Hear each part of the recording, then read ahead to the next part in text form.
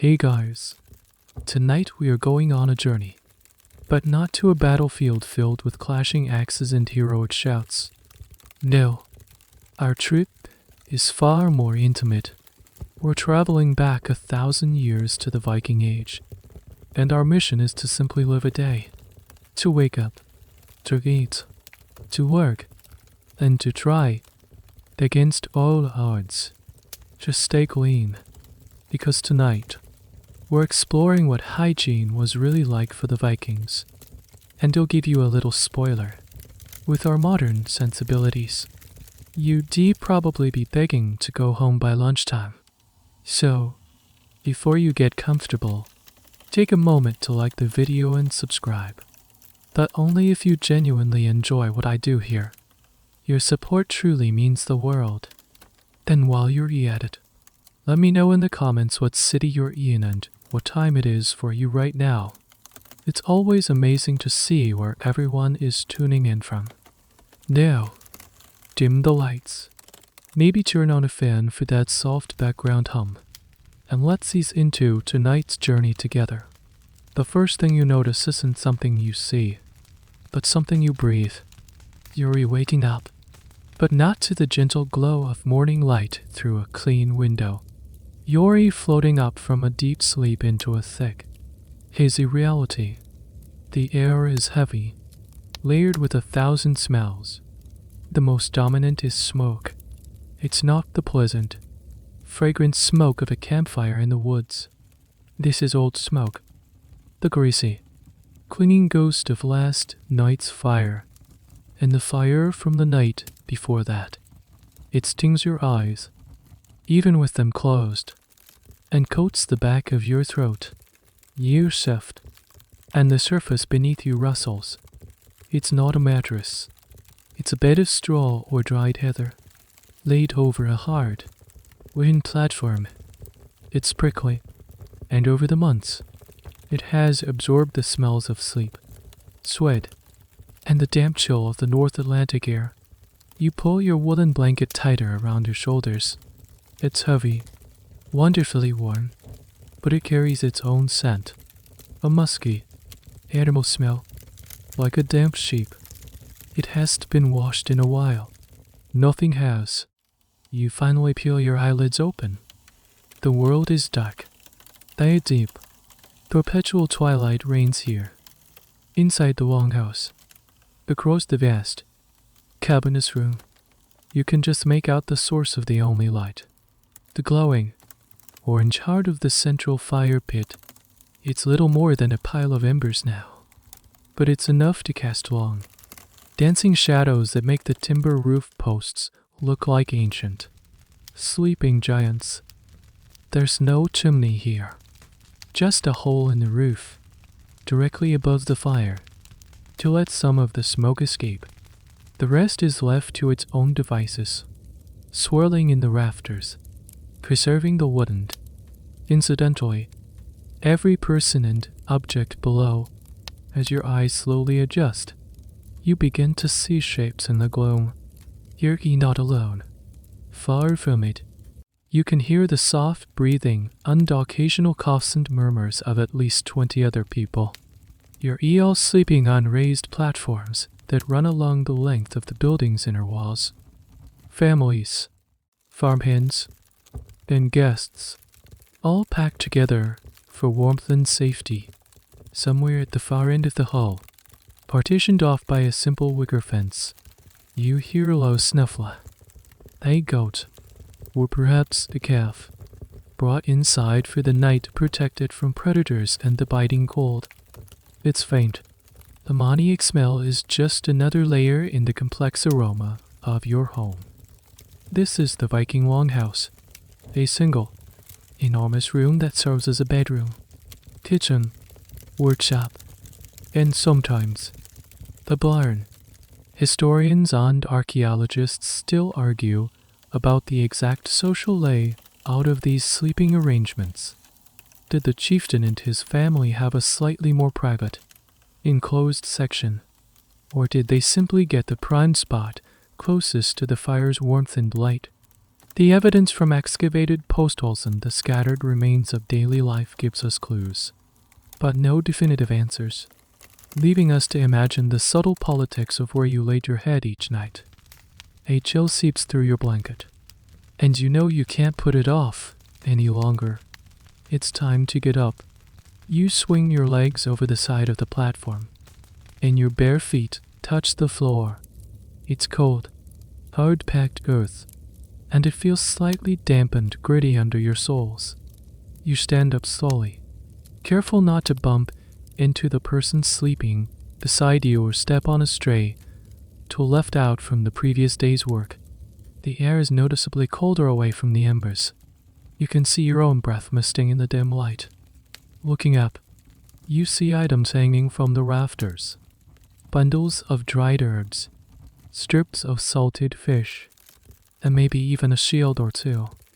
Its painted surface obscured by the smoky haze.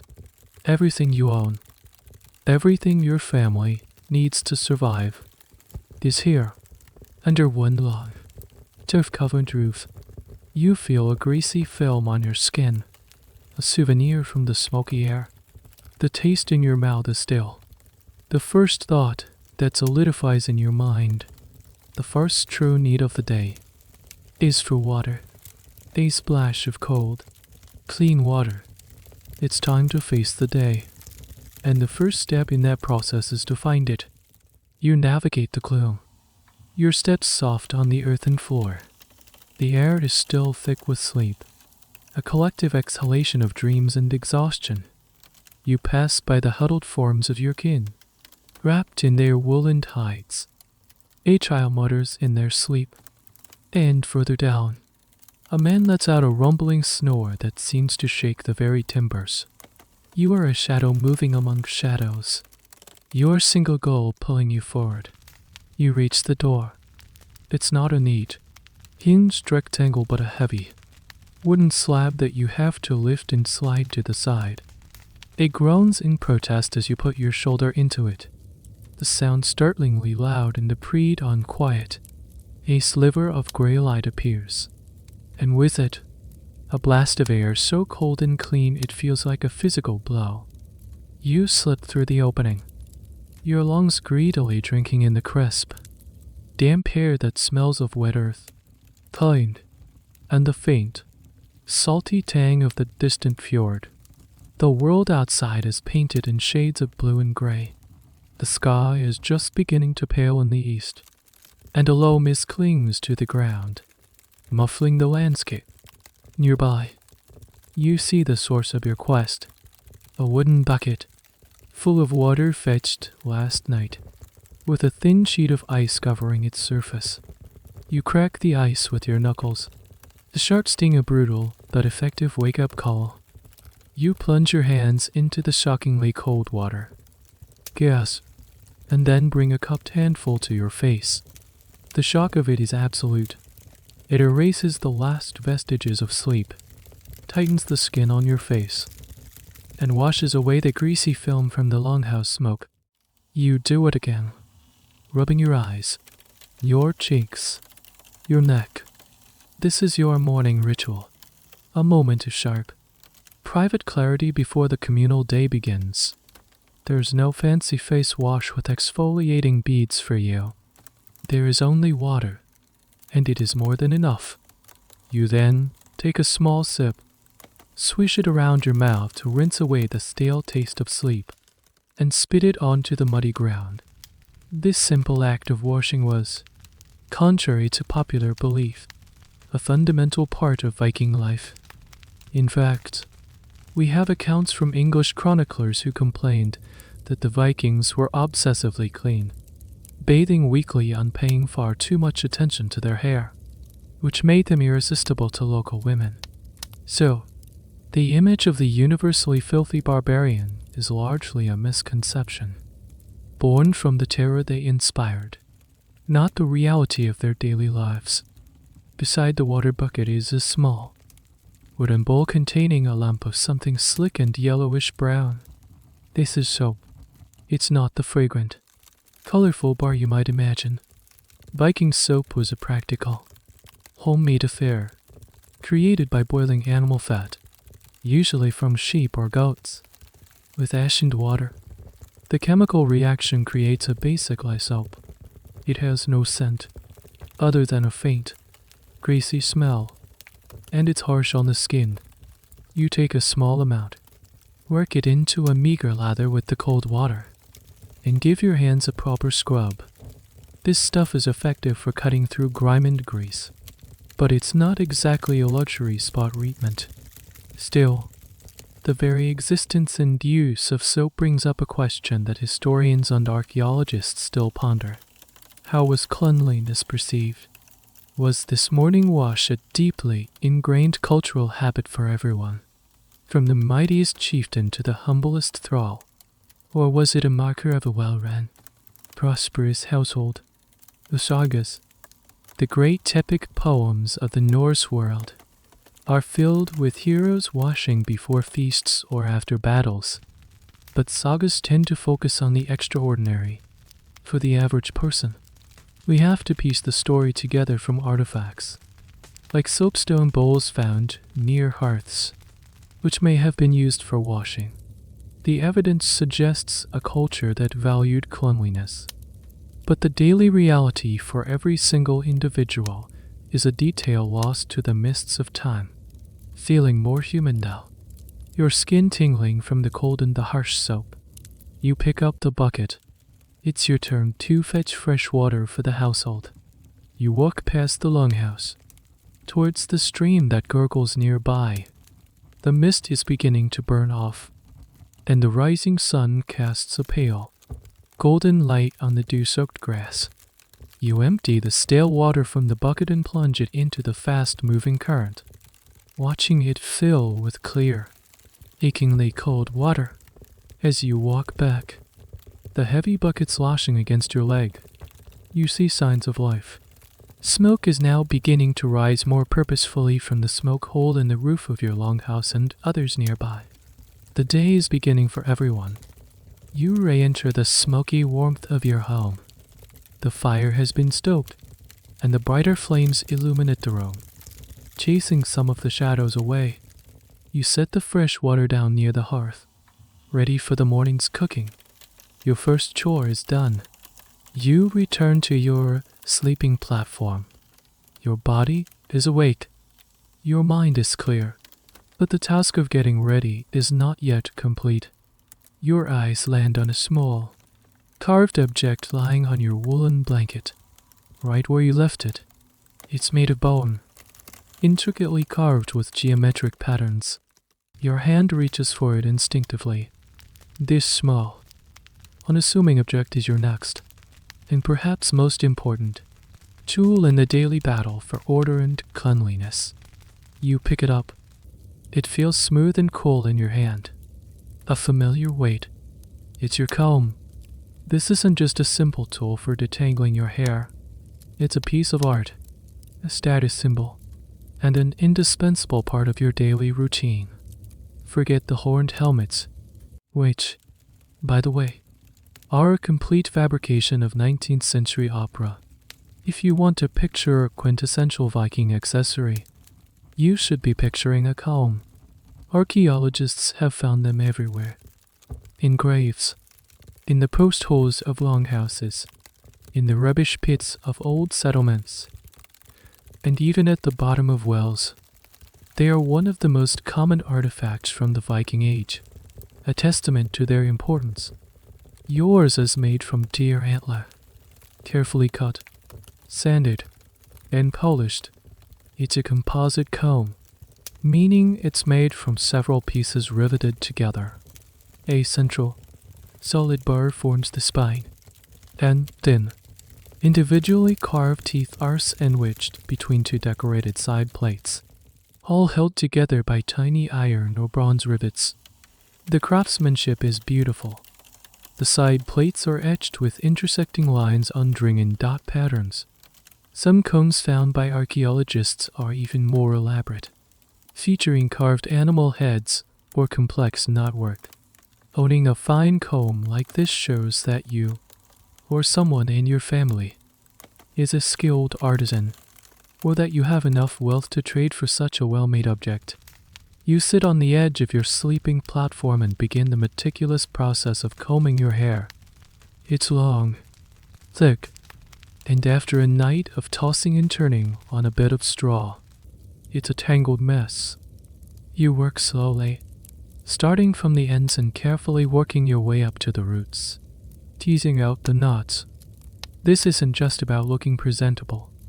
It's a crucial act of hygiene. Combing helps to remove dirt, bits of straw, and, most importantly, unwanted guests like lice in their eggs. The fine-toothed nature of these combs was remarkably effective at this. In fact, some historians joke that the Viking comb was their primary line of defense against parasites.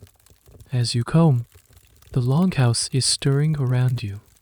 The woman stoking the fire is now hanging a large iron cauldron over the flames, ready to make the morning's porridge. Children are being nudged awake by their parents. Their sleepy protests a familiar soundtrack to the morning. A man is gathering his tools, preparing to head out to the fields or the forest. But here, in your small personal space, there is a moment of quiet focus. You comb your beard as well, with the same methodical care. A well-groomed beard was a mark of pride for a Viking man. The Norse sagas are full of descriptions of men's appearances, and terms like silk beard or fork beard work common nicknames, showing just how much importance was placed on facial hair. This obsession with hair care is one of the most interesting and counterintuitive aspects of Viking hygiene. Why would a people known for brutal raiding on tough seafaring be so concerned with their hairdos? The answer is likely multifaceted. Looking clean and well-kept is a sign of health and success. It shows you have the time and resources to care for yourself, making you a more attractive partner or a more formidable-looking leader. One fascinating and slightly macabre piece of evidence for this comes from a mass grave in Dorset, England, containing the remains of a group of executed Vikings. Many of the skulls showed evidence of filed teeth. An isotope analysis of their bones suggested they came from various parts of the Scandinavian world, indicating they were part of a traveling war band. Yet, even among this group of warriors, the comb was found. The need to stay groomed was present, even on the road to battle. Of course, not all combs were created equal. While yours is a fine piece of antler craft, simpler, one-piece combs made of wood or bone also existed, likely used by those with less status or wealth. And the question of how these combs were cleaned remains a topic of scholarly discussion. Did they rinse them in water, scrape them with a knife, or did they believe the act of combing itself was sufficient? Given the organic material, repeatedly soaking a composite comb in water could cause the pieces to warp and separate over time. So careful dry cleaning was probably the more common method. Once you're satisfied, your hair and beard now orderly and knot-free, you might apply a finishing touch, perhaps a small amount of fat or oil, rendered from an animal or pressed from a plant like flax, to give it a bit of shine and help it hold its shape. You might braid your hair, keeping it out of your eyes for the day's work. The braids could be simple or incredibly complex. Another way to display personal style, you carefully place your comb back into a small leather pouch, or perhaps you tuck it into your belt, ready for use throughout the day. Your hair is done. You feel more put together, more ready to face the world. You've brought order to the chaos on your own head, even as the chaos of the household slowly builds around you. Now, your thoughts turn to another morning ritual, one that involves a different kind of tidying up. Your mouth still feels a bit unkempt, with your hair now tamed. Your attention shifts to your mouth. The quick rinse of cold water earlier was refreshing, but it didn't quite do the job. You feel a familiar, slightly fuzzy coating on your teeth. It's time for a more thorough cleaning. You rummage for a moment in the small leather pouch where you keep your personal effects. By passing the comb you just used, your fingers close around a small, slender stick. This is your toothbrush.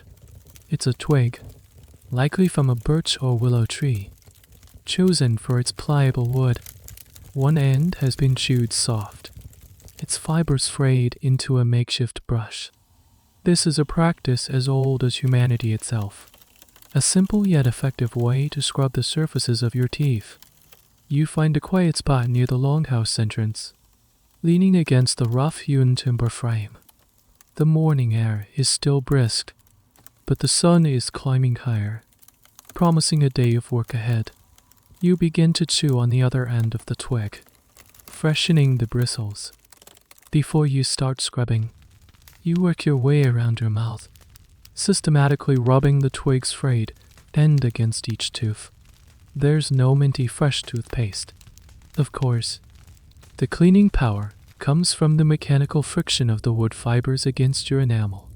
Sometimes, you might dip the twig in a bit of salt or powdered charcoal to act as a mild abrasive. But most days, the wood alone is what you use. As you clean your teeth, you can't help but be aware of their condition. Viking Age skeletons provide archaeologists with a treasure trove of information about diet and health, and teeth are some of the most revealing storytellers. Your diet, rich in coarse grains like barley and rye, often stone ground, means that tiny particles of gritins and end up in your bread and porridge. This, combined with tough, fibrous vegetables and well-cooked meats, puts your teeth throughout a wear and tear.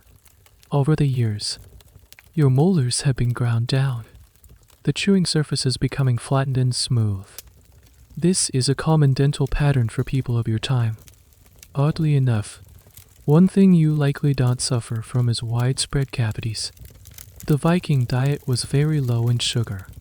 Honey was the primary sweetener, but it was a valuable commodity, used sparingly, without the constant assault of refined sugars that plagues modern teeth. Tooth decay was significantly less common. So while your teeth might be worn, they are, for the most part, strong. However, a fascinating and somewhat mysterious dental modification has been found on the remains of some Viking men, particularly those from the island of Gotland in Sweden. Archaeologists have discovered skulls with horizontal grooves intentionally filed into their front teeth. These aren't accidental marks from tools. They are precise, deliberate patterns, often in sets of 2 or 3 lines. Why did they do this? The academic world is still buzzing with theories. Was it a mark of a specific social group, like a fraternity of merchants or a warrior brotherhood? Was it purely for intimidation, a way to look more fearsome in battle? Some have even suggested that these grooves were filled with pigment, perhaps black charcoal or red ochre, to make them stand out even more. Imagine facing a warrior in a shield wall who grins at you, revealing a set of black striped teeth. It would certainly be unnerving. This practice remains one of the more peculiar and debated aspects of Viking personal grooming. You continue your dental routine, using the pointed end of the twig to pick at any food stuck between your teeth. Good oral hygiene wasn't just about fresh breath or a nice smile. It was about survival. A severe toothache or an abscess in a world without dentists or antibiotics could be a death sentence. An infection could easily spread, leading to fever and, ultimately, systemic failure. So, this simple act of cleaning your teeth with a stick is a small but vital piece of preventative medicine. You finish your task and rinse your mouth one last time with a splash of water from the bucket. Your teeth feel smoother, your mouth fresher. It's a small victory in the constant, low-grade battle against the grime of daily life. Around you, the longhouse is now a hive of activity. The porridge is bubbling over the fire, its otoy smell finally beginning to overpower the lingering smoke. The clatter of tools, the chatter of voices, and the crying of a baby have replaced the quiet of dawn. The communal day has well and truly begun. You are groomed and ready. But as the porridge scent fills the air, another, more urgent biological need makes itself known. The morning routine isn't quite over. You need to find a place for a bit more privacy. The need is pressing, a familiar morning signal from your body. But unlike in a modern home, you can't simply walk down a hallway to a private, porcelain-equipped room. You have to find the designated spot. The question is, where is it? You slip out of the longhouse again, your feet finding the well-trodden path that leads away from the main dwelling. The location of the privy or latrine area is a matter of common sense and basic sanitation. Even in the Viking Age, you wouldn't want it too close to the house, for obvious olfactory reasons, nor too near your water source, to avoid contamination. So, you walk a respectable distance, heading towards a less frequented area on the edge of your settlement. As you walk, you might be carrying a handful of soft moss or a clump of hay. Toilet paper has been invented, so you rely on what nature provides. Moss was a particularly popular choice, being soft, absorbent, and readily available in the damp northern climate. Archaeologists have found compressed pads of it in the excavated cesspits of Viking cities like York and Dublin, a very personal link to the daily habits of people a millennium ago. You arrive at the spot. What you find depends greatly on where you live. If you're in a rural farmstead, the arrangement is likely very simple. A designated trench or a deep pit dug into the earth, perhaps with a log laid across it to sit on. It's open to the elements, offering little in the way of privacy or comfort, especially on a windy or rainy day. You just have to be quick about your business.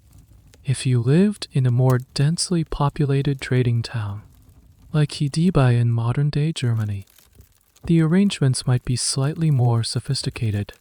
Excavations there have revealed evidence of simple outhouses or privy sheds, small wooden structures built over a pit, offering a bit of shelter.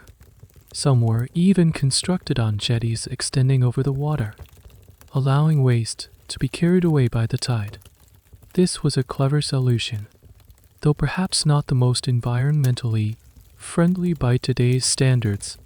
You find your spot, a secluded cluster of bushes near the communal pit. Here, you take care of business. It's a moment of vulnerability. You are exposed, and the act is stripped of all modern ceremony.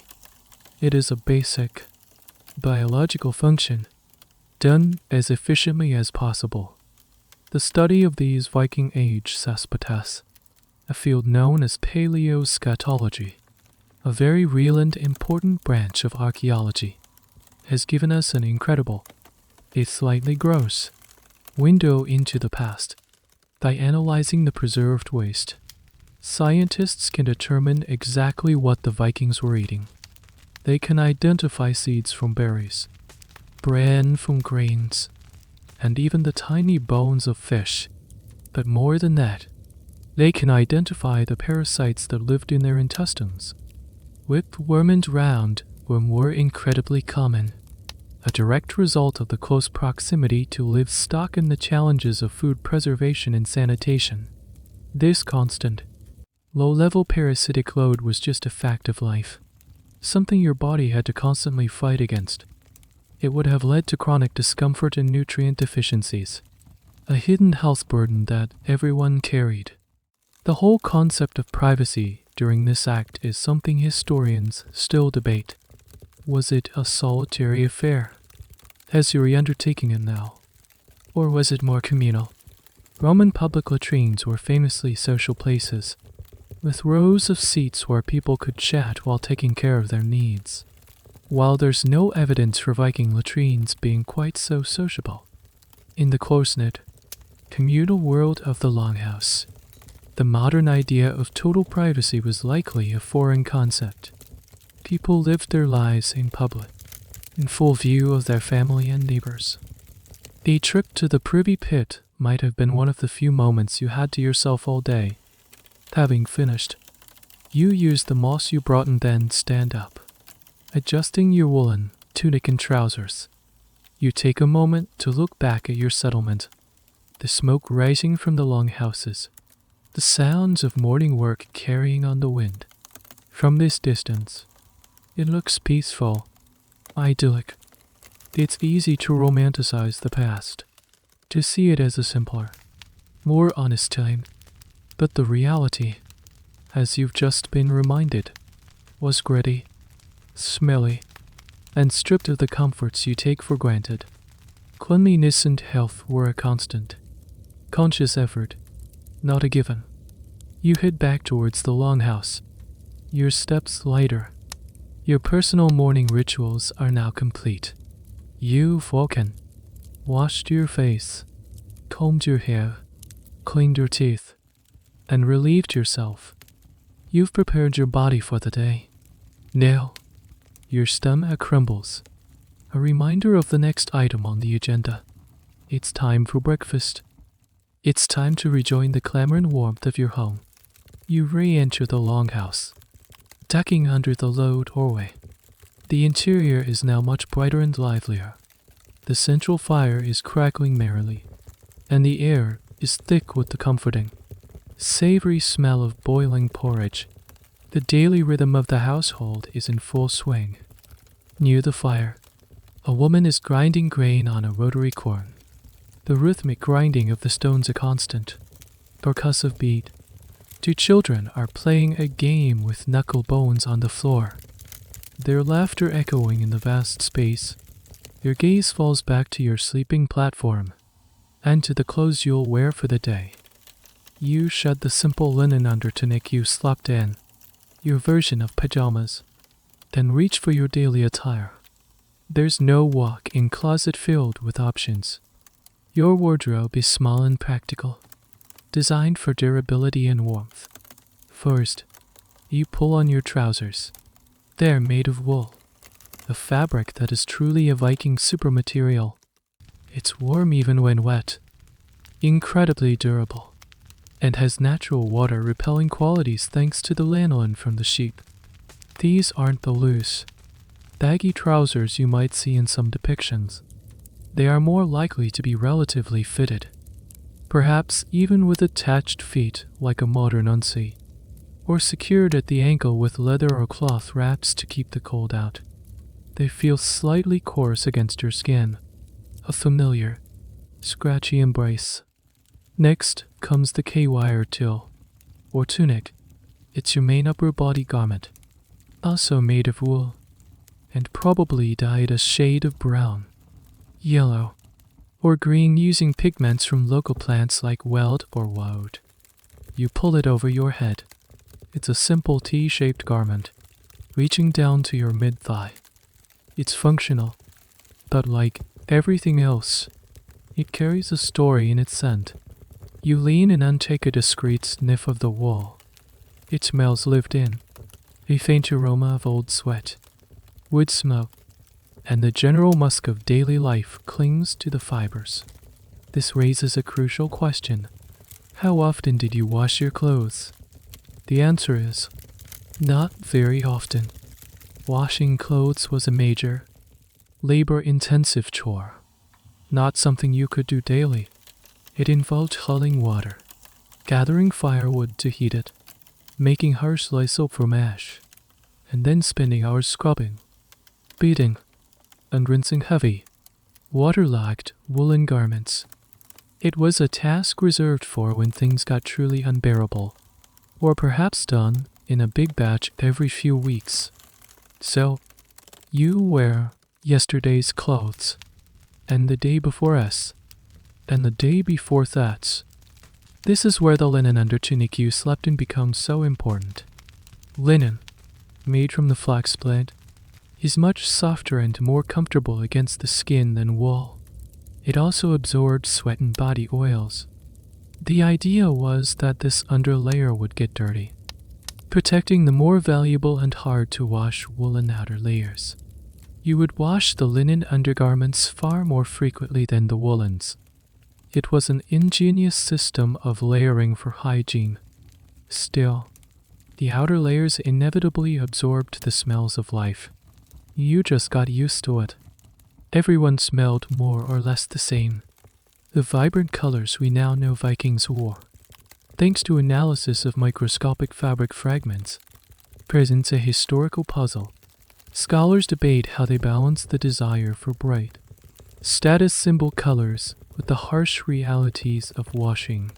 The plant-based dyes were not always color-fast and could fade or run with the kind of aggressive washing required to get them clean.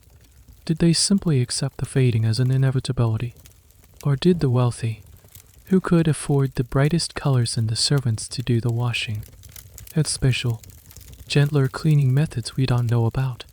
It's likely a combination of both, a constant battle between fashion and function. Finally, you secure your tunic at the waist with a leather belt. This is more than just a way to keep your clothes in place. It's your tool belt. From it, you hang the essential items you need for the day. A small knife in a leather sheath, your all-purpose seating and utility tool, your leather pouch containing your comb, and perhaps a sharpening stone. You pull on a pair of simple leather shoes. They are of the turnshoe construction, made from a single piece of leather sewn together and then turned inside out, so the seam is on the inside. They are soft and comfortable but offer little protection from water. You stuff them with dry grass or scraps of wool for insulation and cushioning. Your feet will likely be damp by the end of the day, but that's normal. Dressed and ready, you are a walking textile museum. The wool from your own sheep, spun into yarn by the women of the household, woven into cloth on an upright loom that stands in the corner of the longhouse. Every item you wear is the result of countless hours of labor. You wear them with a certain pragmatism, understanding their value and their limitations. The slight scratchiness, the lingering scent of smoke. These aren't flaws. They are the texture of your life. They are the smell of home. Now, fully attired, you turn your attention back to the fire. The porridge is ready. Your stomach crumbles in anticipation.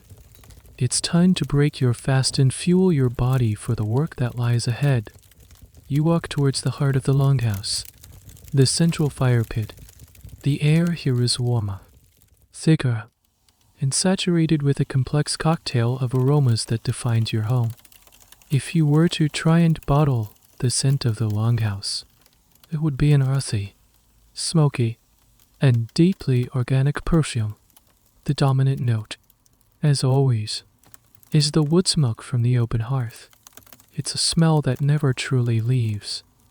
It impregnates the timber of the walls and ceiling, your clothes, your hair, and your food.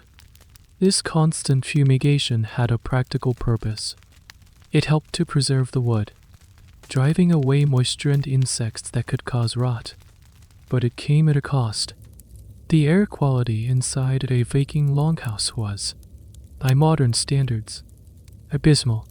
Studies of well-preserved bodies from this era, like the bog bodies of northern Europe, sometimes show blackened lungs, a condition similar to that of coal miners, simply from a lifetime of breathing in the smoky air. It was the price you paid for a cooked meal. As you get closer to the fire, the smell of the bubbling porridge takes over. It's a thick, savory stew of barley or oats, possibly with some peas or beans thrown in for extra protein. It might be flavored with a pinch of precious salt, or perhaps some wild herbs gathered from the nearby hills. It's a hearty, filling smell, the scent of sustenance, but mingled with it are the ghosts of last night's dinner. The lingering, greasy aroma of roasted meat or fish. a phantom feast that hangs in the air. You dip your wooden bowl into the communal cauldron, receiving a ladle FUL of the thick, steaming porridge. You find a seat on a wooden bench nearby. As you eat, you become aware of the other, more subtle layers of scent that make up your environment. There's the smell of the people themselves, in its close in its pace. The scent of unwashed bodies and sweaty wool is a constant. It's not necessarily an offensive odor to you. It's just the smell of humanity. It's the smell of your family, your neighbors, in a world without daily showers and powerful deodorants. This was the baseline human aroma. Then there is the smell of the animals. Even if the larger livestock, like cattle, are kept in a separate by array, you likely share your home with smaller creatures. As you were reminded this morning, a few chickens might be scratching in the dirt floor in the corner. A dog might be sleeping by the fire. And as mentioned, a valuable calf or lamb might be brought in for the night. Their bodies, their breath, and their droppings add a distinct barnyard note to the indoor atmosphere, while someone would be tasked with mucking out any messes. The scent lingers, a reminder of the close, symbiotic relationship between humans and their animals.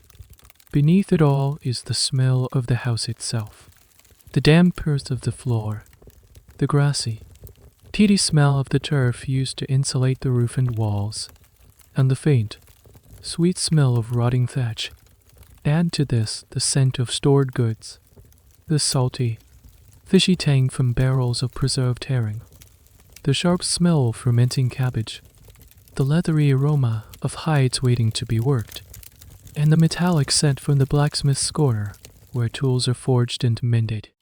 This rich, and to a modern nose, overwhelming, sensory environment raises a fascinating question for historians of the senses. Did the Vikings even notice these smells, or did they become so accustomed to them that they were simply background noise, like the hum of a refrigerator in a modern kitchen? This concept, known as olfactory fatigue, means your brain simply stops registering constant, familiar scents. It's likely they only noticed a change in the smell, the sudden, delicious aroma of baking bread, or the foul, sharp stench of spoiled milk, a warning sign that something was wrong. Their world was odorless.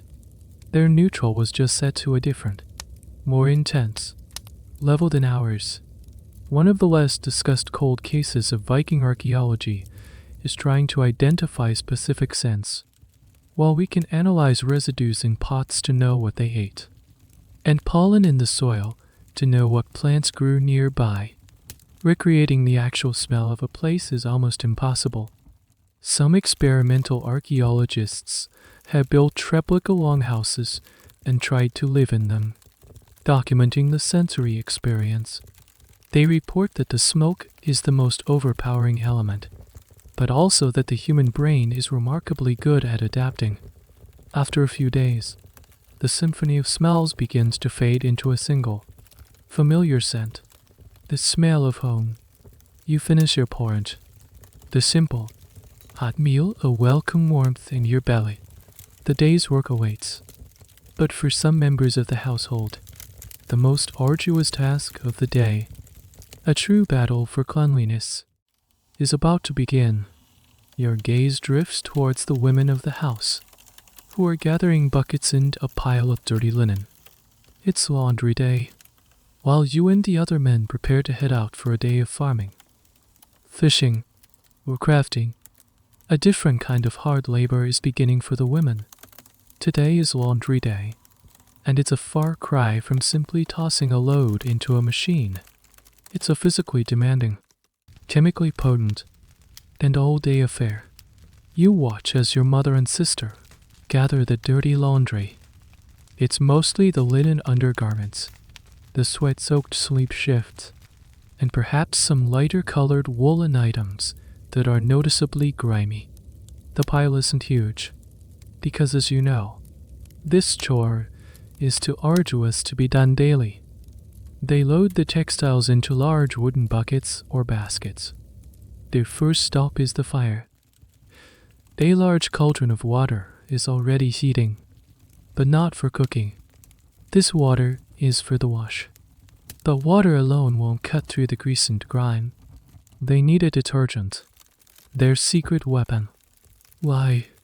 To make it. They use a special barrel with a small hole at the bottom. It's filled with wood ash saved from the fire. They pour hot water over the ash, and what drips out from the bottom is a caustic, alkaline liquid, potassium hydroxide, or lye. This stuff is powerful. It's a potent degreaser and stain remover. But it's also harsh on the skin. Handling it requires care. The women soak the dirtiest items in this lye solution, letting the chemical action begin to break down the filth. This process was known as bucking. Once the clothes have soaked, the real work begins. The women haul the heavy, wet laundry in buckets of extra water down to the nearest suitable spot. A river, a lake, or even a sheltered spot on the fjord's coastline. They look for a place with flat, smooth stones and a steady supply of moving water. This becomes their outdoor laundromat. You might see them wading into the shallows, the icy water swirling around their ankles. Even on a cool day, they take a piece of clothing, lay it on a flat rock, and beat it. They use a laundry bat, a flat wooden paddle that looks a bit like a cricket bat. The rhythmic thwack thwack thwack echoes across the water. This isn't just about anger management. The beating forces the water and lye solution through the fabric's fibers, dislodging dirt particles more effectively than simple scrubbing could. It's a primitive but effective washing machine agitator. For tougher stains, they'll use the harsh, fattened ash soap you used on your hands this morning, scrubbing it directly onto the fabric. Then more beating, followed by rinsing in the flowing water of the stream to wash away the soap, lye, and dirt. It's back-breaking work. Imagine doing this for hours with heavy, waterlogged woolen linen. The social aspect of this is something that's often overlooked. The washing place was likely a female-dominated space. Here, away from the men and the immediate confines of the longhouse, women could talk. They would share news, tell stories, complain about their husbands, and create a sense of community and solidarity forged through shared labor. It was a place of work, but also a place of connection. One of the curious historical tidbits is the use of urine in the washing process. While lye from ash was the primary agent, stale urine was also a known source of ammonia, a powerful cleaning agent. In some parts of the ancient and medieval world, vats were set up to collect urine for this very purpose, particularly for fulling new wool cloth to clean and thicken it. While it's not explicitly detailed in every Viking saga, historians believe it's highly probable that this readily available and effective chemical was part of their cleaning arsenal, especially for tough jobs. The idea of washing your clothes in urine sounds repulsive to us, but from a purely chemical standpoint, it makes perfect sense. The final, thorough rinsing in the river would wash it all away. How did they handle delicate or brightly dyed fabrics? This is another one of those questions where historical sources are thin, leaving scholars to speculate. It's plausible that more valuable textiles would read it with greater care.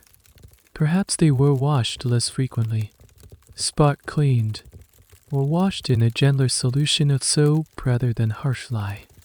They might have used colder water to prevent dyes from running. A wealthy chieftain's wife probably washed beating his fine, imported reed to nick on a rock. That task would fall to a servant, who would be under strict instructions not to ruin it. The care taken with laundry was likely a direct reflection of an item's value. After hours of this grueling work, the cleaned, or at least cleaner, Laundry is brought back to the settlement. It's spread out on bushes, laid on grassy banks, or hung on lines strung between trees to dry in the sun and wind. A field of freshly washed tunics and shifts, billowing in the breeze, would have been a satisfying sight, a visible symbol of a well-ordered and clean household. Watching them work, you feel a sense of respect for the sheer effort involved. The concept of clean in your world isn't about sterility or fragrance offenders. It's about fighting back the constant tide of dirt, smoke, and grime.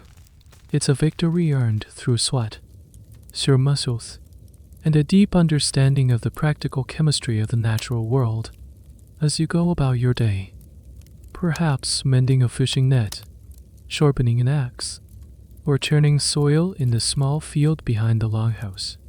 The week ticks by, the daily routines of grooming and the occasional Herculean laundry day maintain a baseline of cleanliness.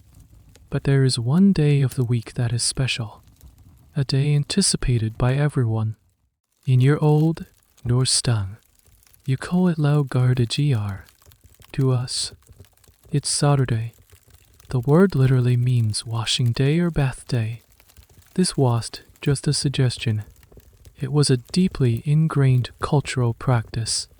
The weekly bath was a cornerstone of Viking hygiene and, just as importantly, their social life. That English chronicler from the 13th century, John of Wallingford, who complained about the Vikings' seductive cleanliness, specifically mentioned their habit of bathing every Saturday. It was so regular, so predictable, that it stood out to their Anglo-Saxon neighbors, who bathed far less frequently. When Saturday finally arrives, a different kind of energy fills the settlement. In the afternoon, as the main work of the day winds down, preparations begin. Large wooden tubs are brought out and filled with water. This is a communal effort. Younger members of the family are tasked with hauling bucket after bucket from the stream. Meanwhile, stones are placed in the roaring central fire of the longhouse, where they are heated until they glow a dull red. Once the stones are sufficiently hot, they are carefully lifted out of the fire with tongs made of green wood and plunged, hissing and steaming, into the tubs of cold water. This is how you get a hot bath. It's an ingenious, if slightly hazardous, method. You have to be careful not to stand too close, as the stones can sometimes crack or spit. The water warms quickly, steam filling the already hazy air of the longhouse, making it feel even more humid and close. The bath itself could take place inside the longhouse, especially during the harsh winter months, or outside if the weather was pleasant. The whole family would take part, though perhaps not all at the exact same time. The bathing order itself might have been dictated by status. The head of the household, the chieftain, would likely get the first turn in the clean, hot water, then his wife, then children, and so on, down to the farmhands and thralls, who might get the last of the lukewarm, rather murky water. You strip off your woolen clothes and sink into the tub. The heat is a sublime pleasure, a deep, muscle-relaxing warmth that soothes the aches from a week of hard labor. You use your lion fat soap, scrubbing your body thoroughly. This is your chance to get truly clean, to wash away the accumulated sweat and grime from every part of your body. You wash your hair as well, working the harsh soap into all lather and rinsing it with buckets of cleaner, warm water. But the Saturday bath was more than just a matter of hygiene. It was a social ritual. It was a time to relax, to talk, to connect with your family. As you soak, you might chat with your brother about the new boat HES building, or listen to your father tell a story. It's a moment of shared vulnerability and intimacy that strengthens the bonds of the household. It's the Viking equivalent of a family game night. The exact nature of this bath is still a source of some academic discussion. Was it always a full immersion tub bath? Or did the term washing day also refer to a thorough sponge bath using a basin of hot water, which would require less water and effort? The answer is likely both. A full tub bath might have been a more luxurious, less frequent event, while a detailed wash with a bowl and cloth was the standard Saturday practice. The sagas often mention bowls and basins being brought to guests so they can wash their hands and face before a meal, indicating that this kind of washing was commonplace. A fascinating piece of archaeological evidence for this bathing culture comes in the form of beautifully preserved wooden buckets at the Osberger ship burial in Norway, a stunningly intact Viking ship buried as a tomb for a high-status woman. Archaeologists found a tall, elegant wooden bucket with carved animal figures on it. While its exact purpose is debated, its quality suggests it was used for something more significant than just hauling water for the cows. Many believe it was part of a ritual washing or bathing set. Once you're done, you get out, dry yourself with a piece of rough linen, and put on your cleanest available clothes. Perhaps the linen under tunic that was just washed a few days ago. The feeling is incredible. Your skin is clean, your muscles are relaxed, and you feel refreshed and renewed. This feeling of cleanliness was clearly important to the Vikings. It marked the end of the work week and the preparation for a night of feasting or relaxation. After a week of grit and toil, this moment of clean, warm comfort is a small but profound luxury. It readies you not just for the evening, but for the week to come. And sometimes, this bathing ritual was taken to the next level of intensity. Sometimes, the Saturday bath was just a tub of hot water in the longhouse. Sometimes, you sought a more intense, terrifying heat. You would head to a small, low-built hut, often dug partially into the side of a hill to conserve heat. From the outside, it looks like little more than a mound of earth with a small, sturdy wooden door. This is the Viking Age sauna, or what some sagas refer to as a bath ashore sweat house. You duck through the low doorway and enter a small, dark, windowless room. The air inside is already warm and smells of damp wood and hot stones. In the center of the room is a large pile of stones. The hearth. A fire has been burning here for hours, heating the stones to an extreme temperature. Now, the fire has been allowed to die down, or the embers have been raked out, leaving only the massive, radiating heat of the stone pile. You sit on a simple wooden bench that runs along the wall. Others from your community are here with you. This is not a solitary activity. Like the weekly bath, the sauna is a communal space.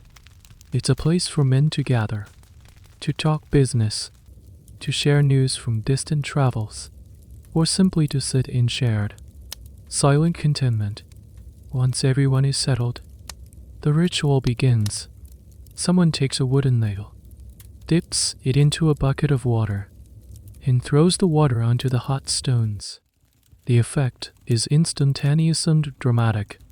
A massive cloud of steam erupts with a loud hiss, filling the small room in seconds. The elderly, as the Finns would later call this wave of steam, rolls over you. It's a blast of intense, moist heat that feels like a physical blanket. You gasp as it hits your skin, your pores opening instantly. A profound sweat begins to pour from your body. The purpose of this is deep cleaning. The steam and sweat work together to flush dirt and toxins from your pores in a way that simple washing cannot. It's a purification ritual, both for the body and, some might say, for the spirit. In the intense, womb-like heat and darkness, the outside world falls away. As you sit and sweat, you might use a bundle of soft birch twigs, called a VHTA, another Finnish term for a practice common across the Nordic and Baltic regions. to gently bathe your skin. This isn't for punishment. It stimulates circulation, opens the pores even further, and releases a pleasant, woody fragrance into the steamy air. It adds another sensory layer to the experience. The use of these sweat houses is mentioned in several Norse sagas, though the details are often sparse. The Orkneyinga saga, for instance, tells a rather grim story of an earl being tricked into a bathish by his rival, who then bars the door and sets it on fire. While this is a tale of treachery, it confirms that such buildings existed and were a known part of the culture. Historians and archaeologists are still piecing together the prevalence and design of these structures. Were they common to every farmstead, or were they a feature of wealthier settlements? The archaeological evidence can be tricky to interpret. The remains of a small, semi-subterranean hut with a large hearth in the middle could be a sauna, but it could also be a cooking hut, a kiln for pottery, or a specialized workshop. Without clear, corroborating evidence, definitively labeling a ruin as a sauna is a challenge that sparks much debate in the academic community. After sweating for as long as you can stand the intense heat, you stumble out of the hut. Blinking in the daylight, your body is betrodden slick with sweat. The next step is a shock to the system. You run directly to the nearest source of cold water, be it the stream, the lake, or even a snowbank in winter, and plunge in. The thermal shock is breathtaking. Literally, the icy cold closes your pores, tightens your skin, and sends a jolt of pure energy through your entire body. For a moment, you feel more alive than you have all week. You might repeat this process several times, back into the heat of the sauna, then another plunge into the cold. It's a cycle of extreme temperatures that leaves you feeling utterly cleansed, invigorated, and paradoxically, very relaxed. This practice was unique to the Vikings. Of course, sweat lodges and saunas are part of many cultures around the world.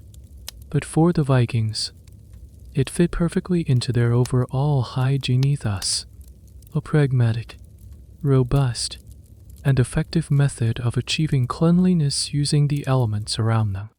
Fire, stone, and water. It was the ultimate deep clean, a hard reset for the body after a week of hard living. Feeling completely refreshed, you dry off and get dressed. The sun is lower in the sky now. The day is ending, but you feel prepared for anything. Your body is clean, from the surface of your skin to the depths of your pores. You've attended to your hair, your body, then your spirit. But what about the finer details? Feeling thoroughly clean and rejuvenated from the sauna's heat, you return to the longhouse. The atmosphere is relaxed and convivial. The Saturday bath ritual is winding down, and people are settling in for the evening meal. You sit on your sleeping platform, enjoying the feeling of clean skin and fresh clothes. You reach for that small leather pouch again, the one that holds your personal grooming tools. Your comb has already seen its use today, but there are other, more specialized instruments inside.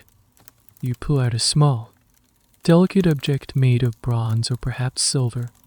It looks like a tiny pair of tweezers, and that's exactly what it is. This was a tool for reshaping your eyebrows into a perfect arch. Its purpose was far more practical. You use it to pluck stray hairs. Sure, but more importantly, to pull out splinters. In a world of woodworking, farming, and constant manual labor, getting a painful splinter of wood or a thorn under your skin was a daily hazard. A small wound like that could easily become infected if the foreign object was removed. These tweezers were a pocket-sized first aid tool, essential for preventing minor injuries from becoming major problems. You rummage in the pouch again and pull out Another curious item. It's a long, slender metal rod, sometimes with a tiny, spoon-shaped scoop at one end. This is an ear spoon or ear scoop. Its purpose is exactly what it sounds like, to scrape out excess earwax. While modern doctors would probably recoil in horror at the idea of sticking a metal object into your ear canal, it was a common practice in the Viking Age. To them, it was just another part of keeping the body's orifices clean and clear. It was about removing what didn't belong. These grooming kits, often found in Viking graves for both men and women, are a testament to how seriously they took personal maintenance. They were frequently strung together on a metal ring, designed to be hung from a belt or a woman's brooch, always within easy reach. A complete set might include the tweezers and ear spoon, and sometimes a small, sharp-tipped pick, which could have been used for cleaning under fingernails or perhaps for more delicate dental work than a chewed stick could manage. The very existence of these specialized tools tells us something profound about the Viking mindset. They were not just concerned with the big picture of bathing once a week. They were invested in the minutiae of personal grooming, the cleanliness of their ears, the state of their fingernails, the removal of a tiny splinter. These things mattered. It speaks to a culture that valued order, precision, and self-respect. You wouldn't forge a beautiful, pattern-welded sword and then neglect to keep its edge sharp. Likewise, you wouldn't go to the effort of combing your hair and bathing weekly, only to ignore the smaller details of your own body. These grooming kits are oft unbeautifully made. The bronze or silver is sometimes decorated with simple patterns, and the craftsmanship is neat and precise. They weren't just crude, functional objects. They had an aesthetic quality as well. Owning a fine, decorated set was another subtle display of status. It showed you had the wealth to afford something beyond pure utility. The debate among historians often revolves around the gendered nature of these kits. While they are found in both male and female graves, were certain tools used more by one gender than the other. Tweezers, for example, seem to be universally useful. But what about cosmetics? We know the Vikings used a black, powdery substance called coal. It's a form of lead sulfide, and it was used as eyeliner. It was popular across many ancient cultures, including the Egyptians. Its purpose could have been twofold: to enhance the eyes and make them appear more dramatic, and also to reduce the sun's glare, much like a modern athlete putting blacking under their eyes. Reconstructions based on skulls and contemporary accounts suggest both men and women may have used it. Imagine a Viking warrior, his beard neatly braided, his teeth clean, with a dark line of coal around his eyes. It would create a striking and intimidating look. So use it there, in the warm glow of the fire, perhaps checking your fingernails with your pick, ensuring they are free of the day's dirt. It's a small, quiet moment of self-care.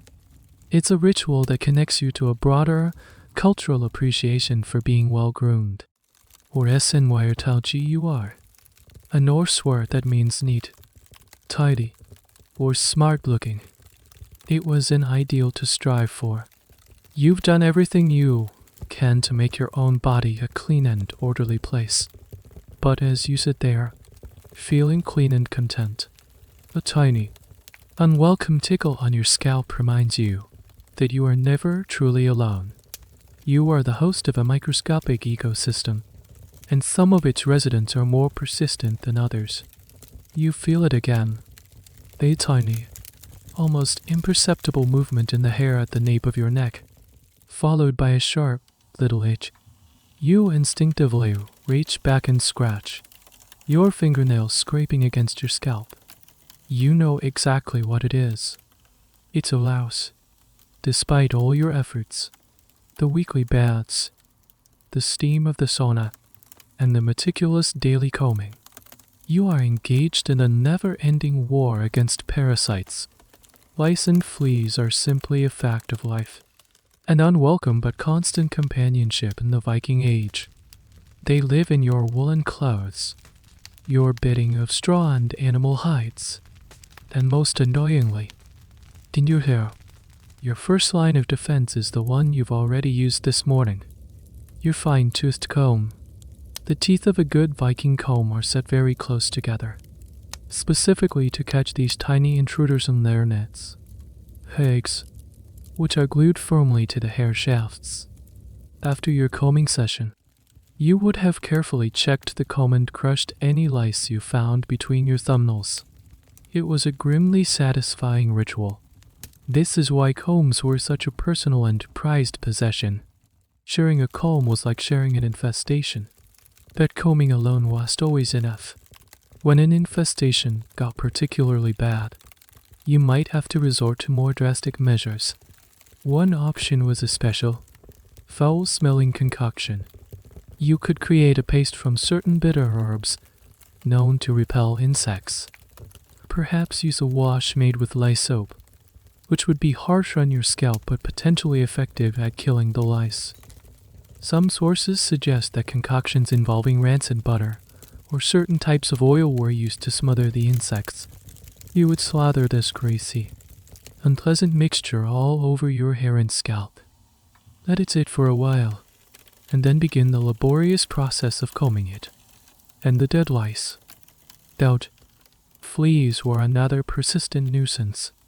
They didn't live on your body, but they thrived in the organic material of the longhouse floor and in your bedding. The earthen floor, covered with rushes or straw for insulation and comfort, was a perfect breeding ground.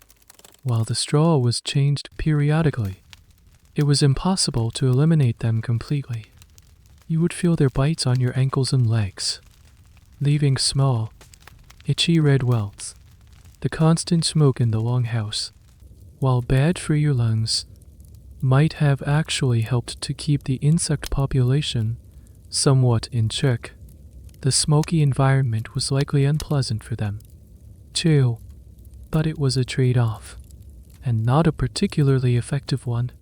The scientific evidence for this constant battle is undeniable.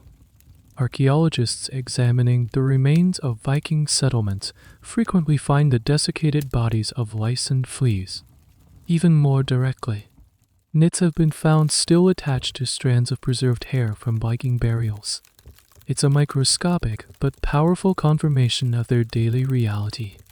One famous find from the Viking settlement at York in England was a clump of moss that had been used as toilet paper, which, upon microscopic examination, was found to be teeming with the eggs of intestinal parasites. This paints a vivid picture of a world where people were hosts to a whole menagerie of unwanted guests, both inside and out. This brings up a point of constant, if slightly skin-crawling, debate for historians. To what extent did the Vikings just accept this as normal? We, with our modern obsession with sterility, find the idea of lice and fleas utterly revolting. But for you, in the 10th century, it was likely just another background annoyance. Like mosquitoes in the summer, you dealt with it as best you could, with combs and herbal remedies. But you probably didn't live in constant horror of it. An itchy scalp was as normal as a callus on your hand. Complaining about it would be like complaining that water is wet. Of course, a severe infestation could be more than just an annoyance. It could lead to secondary infections from scratching, and in some cases, lice can be vectors for disease, like trench fever. So while it was a normal part of life, keeping the parasite load to a minimum was still an important aspect of staying healthy. This is another reason why a shaved head or very short hair might have been a practical choice for some individuals. Despite the cultural emphasis on long, well-groomed hair, while the sagas are full of heroes with flowing locks, the archaeological record is more ambiguous. A shaved head is the ultimate anti-louse strategy. It's possible that for some, the practicality of being lice-free outweighed the fashion for long braids. So, use it there. Momentarily distracted by the itch, you make a mental note to do an extra thorough combing before bed tonight. It's a small, quiet, and slightly disgusting part of your hygiene routine. You've cleaned your body, your clothes, and your home as best you can. But the war against the microscopic world is one you can never truly win. You can only fight it to a stalemate. With that thought, your stomach gives a slight gurgle, reminding you of another daily challenge, keeping not just your body clean, but also what you put into it. The evening meal is being prepared. The aroma in the longhouse shifts from the general smoky, savory scent to something more specific and delicious. Tonight, it's a stew, simmering in the large cauldron over the fire. You can smell fish, root vegetables, and herbs. Your mouth waters in anticipation.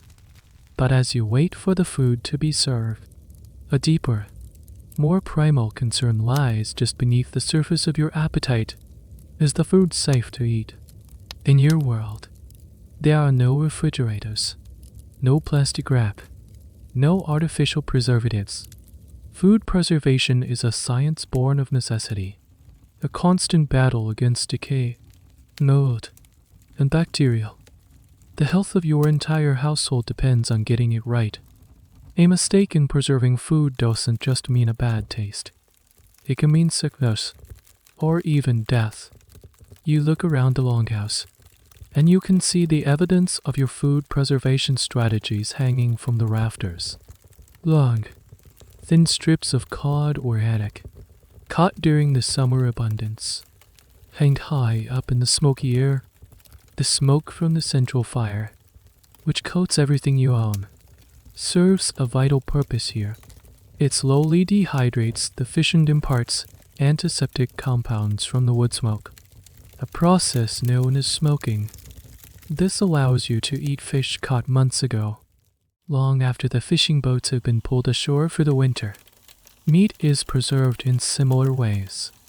Large chunks of beef or pork might be salted, packed in barrels between layers of precious salt, which draws out the moisture and makes the environment inhospitable for bacteria. Other meats might be dried, cut into thin strips and hung in a dry, airy place until they become hardened leathery.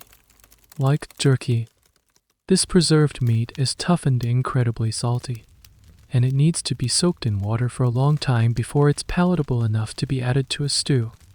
But it provides essential protein during the lean months. Your vegetables are mostly root crops that keep well in a cool, dark place. Turnips, carrots, and onions, stored in a cellar dug into the earth. Grains like barley and rye are kept in pottery jars or wooden chests, protected, you hope, from moisture and rodents. One of your most important preserved foods is dairy. Milk goes bad quickly, so you transform it into products that last much longer. You make butter and churn it until the fat separates from the liquid. The buttermilk is drunk fresh, while the butter can be heavily salted and stored for months. You also make cheese, pressing the curds and letting them age, developing a hard rind that protects the interior. Another staple is skyr, a sour, thick, yogurt-like cultured dairy product that can keep for a long time thanks to its acidity.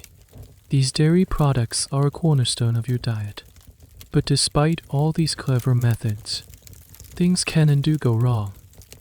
A batch of fish might not have been salted enough.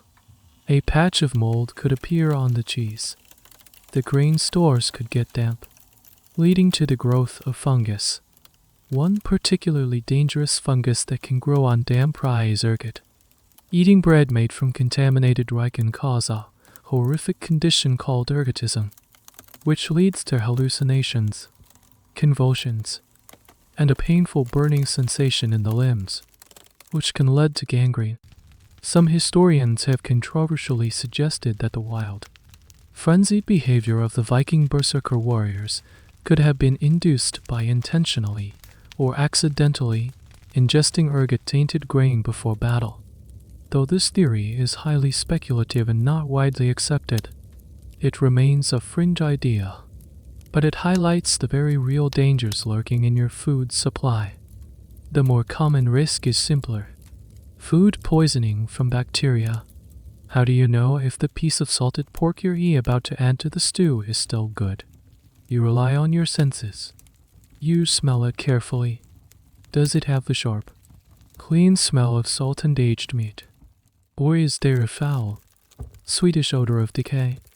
You look at, is the color right? You might even taste a tiny piece. Your senses are your first and last line of defense. This constant, low-level risk of foodborne illness is why stews are such a popular dish. Boiling everything together for a long time is a great way to kill off any harmful bacteria that might be present. The long cooking time also helps to soften the tough, preserved meats and rehydrate the dried vegetables, making them more enjoyable to eat. So, when the stew is finally served, you eat it with gusto, but also with a lifetime of learned caution. You trust the skill of the woman who cooked it, her knowledge passed down through generations. You know she smelled the fish and inspected the vegetables, but the risk is never zero. A sudden stomach cramp in the middle of the night, the bout of diarrhea, these are common ailments, and while usually they pass, they can be dangerous, leading to dehydration and weakness. In the Viking Age, a simple case of what we'd call food poisoning could be a much more serious affair. You eat, you hope for the best, and you trust in your strong constitution. You finish the last spoonful of your fish stew, the warmth spreading through your belly. It was delicious and, thankfully, seems to be sitting well. You sit your empty wooden bowl down on the bench beside you. The meal is over, but the process isn't complete. No, you have to deal with the leftovers, not just the food, but all the waste generated by the meal and the day's activities. What do you do with the fish bones from your stew, the onion peels, the stray bits of vegetable matter, and the ash that needs to be cleared from the fire pit? You don't have a convenient plastic bin that gets whisked away by a truck once a week. Waste disposal is a much more immediate and personal task. Your solution is simple and effective. You get up, take your bowl, and walk to the entrance of the longhouse. Just outside the door, or perhaps a short walk away, is the household's rubbish heap, known to archaeologists as a midden. You scrape the bones and any other food scraps from your bowl onto the pile. This midden is more than just a pile of trash. It's a layered history of your life. It's an organic, ever-growing mound of discarded items. Here, you'll find everything that is no longer useful: food scraps, broken pottery shards, worn-out leather shoes, cracked animal bones from butchering, old bits of cloth, and ash and charcoal from the hearth. It's the final resting place for the debris of daily existence. To a modern nose, the midden would be an olfactory nightmare, a festering pile of rotting organic material. But to you, it's a normal part of the landscape, and it's not entirely useless. The decomposing material eventually turns into a rich, dark compost, which can be spread on the vegetable patches to fertilize the soil. It's a natural, inefficient recycling system. Chickens and dogs from the settlement would also frequently pick through the midden, scavenging for edible scraps. Nothing is truly wasted. For archaeologists, these middens are pure gold. They are time capsules. By carefully excavating a midden layer by layer, an archaeologist can reconstruct the diet, daily activities, and even the trade connections of the people who created it. A fish bone can be identified to its species, telling us what they were catching. A shard of pottery might come from a region hundreds of miles away, proving the existence of a trade route. A discarded, broken comb tells a story of personal grooming.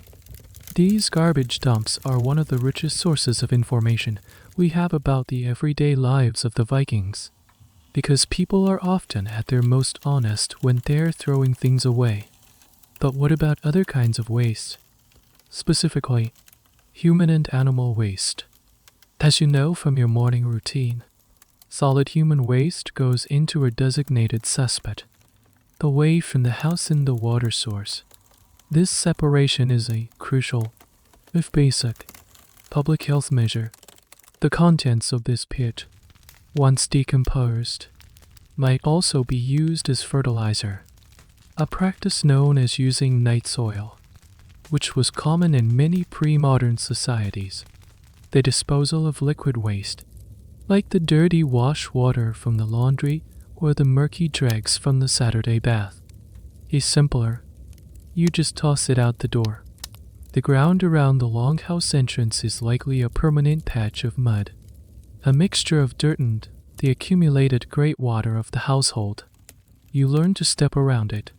There's an ongoing academic discussion about the exact level of organization in Viking Age waste management, especially in the larger towns. In a scattered rural settlement, a household midden and cesspit are sufficient. But what about a bustling trading hub like Birka or York, with hundreds or even thousands of people living in close quarters? Did they have designated public dumps? Were there rules about where you could toss your garbage? The evidence suggests a mix of private and public solutions. Some houses had their own pits, while larger communal dumps have also been found. It was likely a system that grew organically, with sanitation levels that would probably horrify a modern city planner.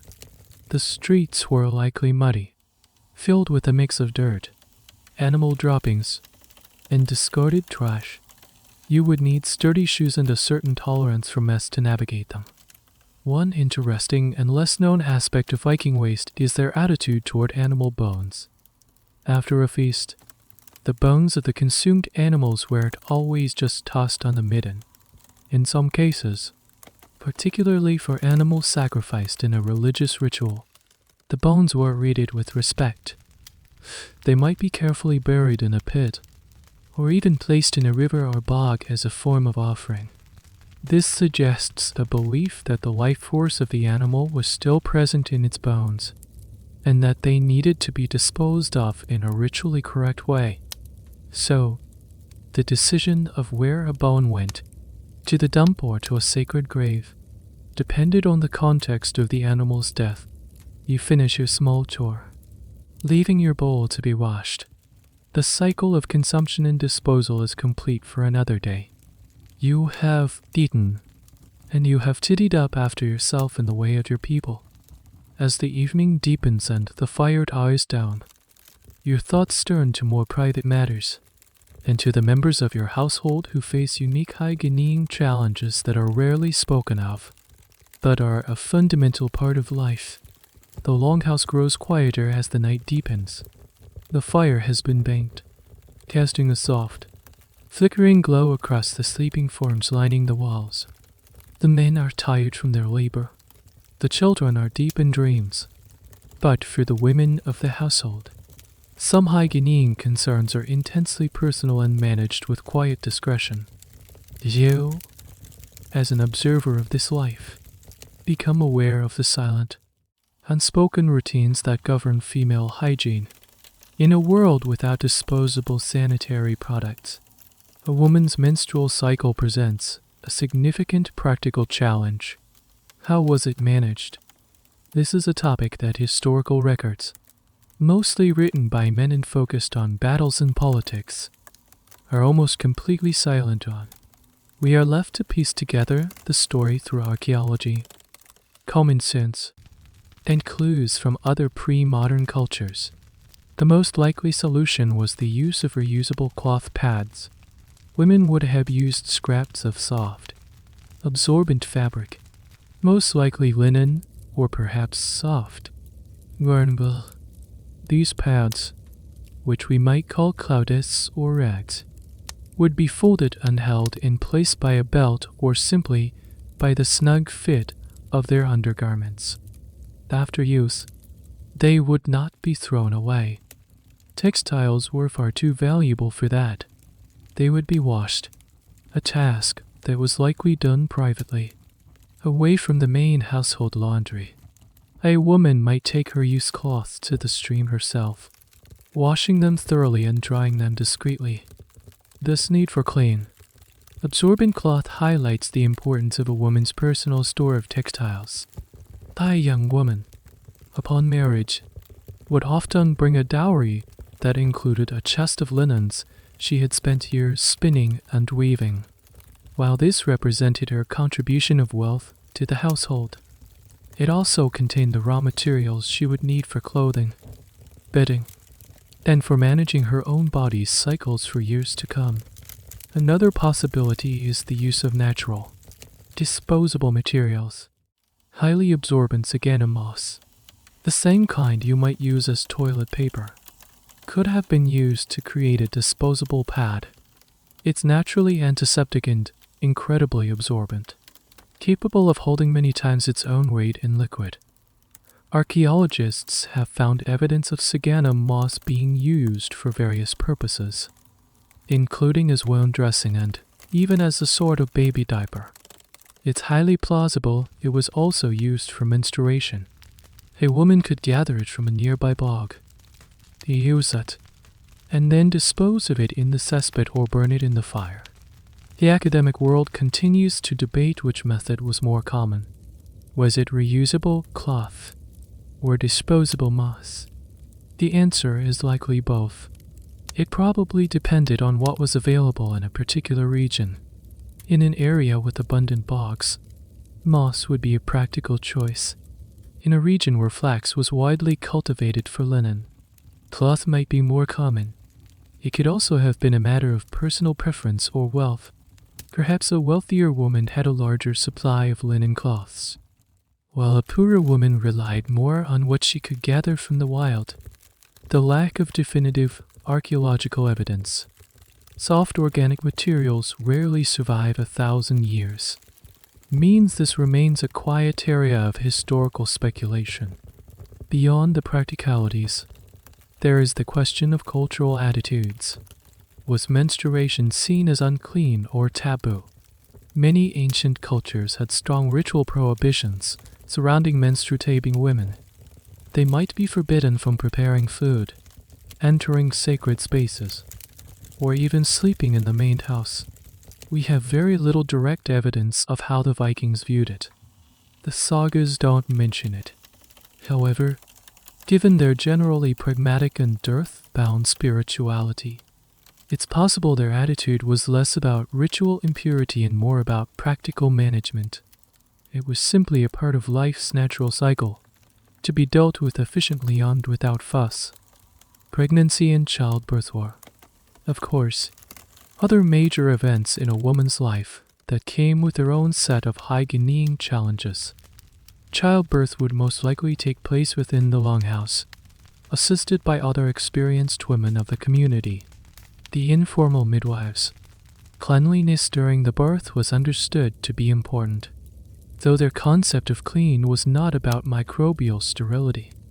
It was about using clean cloths, fresh water, and having clean hands. They knew that a clean birth was more likely to be a successful one. After the birth, the new mother would go through a period of recovery and bleeding, which would be managed with the same cloth or moss pads. These intensely female experiences built a powerful, shared body of knowledge among the women of a community. The wisdom of how to manage a period, how to assist a birth, how to soothe a colicky baby. This was women's lore, passed down from mother to daughter, from neighbor to neighbor.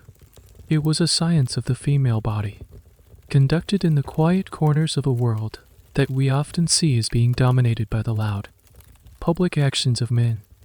It was a quiet, resilient, and absolutely essential part of life in the Viking Age. The seasons turn, and the call of the open sea becomes irresistible. It's time for a trading journey or, perhaps, a raid. You find yourself leaving the familiar, smoky comfort of the longhouse and stepping onto the deck of a magnificent vessel, a longship. It's a masterpiece of naval engineering, sleek, fast, and strong. But as you and 60 other men find your place on board, a new and intense set of high-gaining challenges presents itself.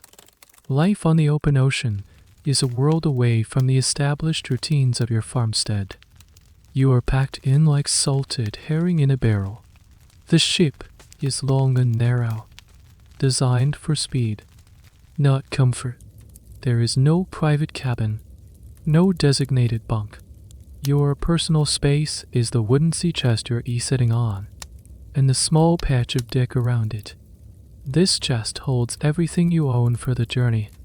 A spare tunic, your weapons, a whetstone, and perhaps your precious comb. At night, you will sleep on this chest, or on the hard planks of the deck, wrapped in your woolen cloak. The first and most obvious problem is sanitation. There is no privy pit, no secluded cluster of bushes.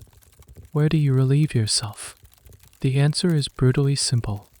Over the side, you find a spot along the gunwale. Hold on tight and hope for the best. In rough seas, this is a precarious, undangerous operation. One slip, and you could be lost to the waves. There is no privacy and no dignity in it. It's a purely functional act. Fresh water is the most valuable commodity on board, more precious than silver. It's stored in wooden barrels, carefully sealed, and rationed out each day. You get just enough to drink, and perhaps a small amount to moisten your dry, salted meat. There is absolutely no fresh water to spare for washing. The daily splash of cold water to your face, the weekly bath, these are luxuries you left on the shore. Your only option for washing is the sea itself. You can trail a bucket over the sidened hull up a dousing of frigid, salty water. It can rinse away sweat and grime, but it leaves a sticky, crystalline film of salt on your skin and in your hair that is perpetually uncomfortable. Saltwater soap exists, a special formulation that can lather in brine, but it's not common. For the most part, you simply endure being unwashed. After a few weeks at sea, everyone on board shares the same ripe aroma of salt, sweat, and stale wool. Food is another challenge. Your provisions consist of food that will not spoil.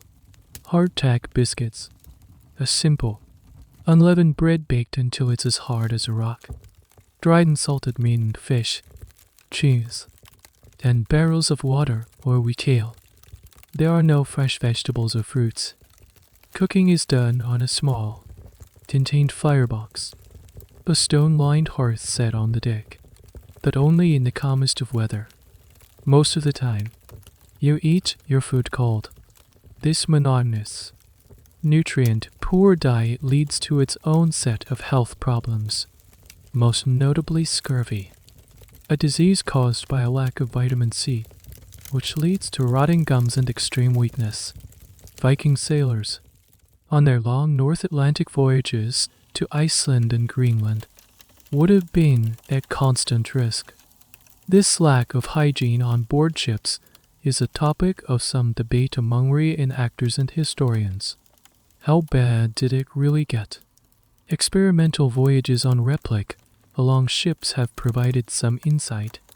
Participants report that the first week is the worst, as modern bodies and sensibilities adjust. But after a while, a new kind of normal sets in. You become accustomed to the smell, the dampness, the lack of personal space. You learn to sleep in snatches, to move carefully on the wet deck, and to appreciate the small comfort of a dry cloak. The crew becomes a single entity, bonded by shared hardship. One of the interesting unanswered questions is how they dealt with sickness on board. What happened if a man came down with a fever or a violent stomach ailment in the middle of the ocean? There was no sick bay, no doctor. He would have to sweat it out on the open deck, cared for by his comrades as best they could. If he died, his body would be wrapped in his cloak and committed to the sea. The sagas are filled with the dangers of the sea. Storms, sea monsters, enemy ships. But the silent, invisible threat of disease and infection in such a crowded, unsanitary environment was just as deadly. And what about your trusty comb? You still use it? In fact, it becomes more important than ever. With no way to wash your hair, combing is the only way to keep it from becoming a hopelessly matted, salt-stiffened mess, and to wage your daily war against lice, who are also along for the ride. A moment spent carefully combing your hair and beard might be the only act of personal, orderly grooming you can perform all day. A small ritual of humanity in the midst of the wild, chaotic sea. After weeks or even months of this, the sight of land is the most beautiful thing you have ever seen. When you finally wade ashore, your first priorities are almost always the same: fresh water to drink, a hot meal, and, as soon as possible, a proper bath. The feeling of scrubbing off weeks of accumulated salt and grime in a tub of fresh, hot water would be a pleasure almost too intense to describe. It's a return to civilization, a return to the basic dignities of a clean and ordered life. You've made it back to shore. Or perhaps you've just had an unlucky accident while chopping wood for the fire. Your hand slips, and the sharp edge of the axe blade slices a deep gash across your forearm. The pain is sharpened immediate, and blood begins to well up, staining your woolen tunic a dark crimson. In a world without emergency rooms or antiseptic wipes, this is a serious situation. How you handle this wound in the next few hours will determine whether it becomes a healed scar or a life-threatening infection. Your first priority is to stop the bleeding. You or someone nearby will press a clean piece of linen cloth firmly against the wound. If the bleeding is severe, you might use a tourniquet, a practice known to many ancient cultures. Once the bleeding is under control, the wound must be cleaned. This is a critical step, and your methods might seem strange to a modern observer. You would wash the gash carefully with water, or perhaps with your weak ale, as the alcohol has some mild antiseptic properties. Then, you might apply a folk remedy. One of the most common and surprisingly effective ones was cobwebs. You would carefully gather clean cobwebs from the rafters of the longhouse and press them into the wound. It sounds bizarre, but fresh, clean cobwebs are known to have antifungal and antiseptic properties, and they're fine. Silky threads help the blood to clot. It was a natural, readily available bandage. Another common dressing was a poultice made from herbs. The women of the household, the keepers of medicinal lore, would know which plants to gather. Yarrow, for instance, was known as soldier's wound, where in other parts of Europe for its ability to stop bleeding. A mash of yarrow leaves or other plants with known healing properties, like plantain, would be applied to the wound to fight infection and promote healing. The question of how clean their concept of wound care was is a source of historical debate. Did they understand that invisible germs caused infection? No, the germ theory of disease was still centuries away. However, they clearly understood from observation that clean wounds healed better than dirty ones. They knew that dirt, pus, and decay were bad. Their goal was to keep the wound clean in a practical sense, free of visible dirt and debris, and dressed with substances they knew from experience helped the healing process. Their knowledge was empirical, based on generations of trial and error. For a deeper wound, you might need stitches. The needle would be made of bone or bronze, and the thread could be fine linen or even sinew. The strong, fibrous tissue from the ligaments of an animal. The person stitching you up would likely be an elder with a steady hand and experience in such matters. It would be an excruciatingly painful process, done without anesthetic, but necessary to close the wound and help it heal cleanly.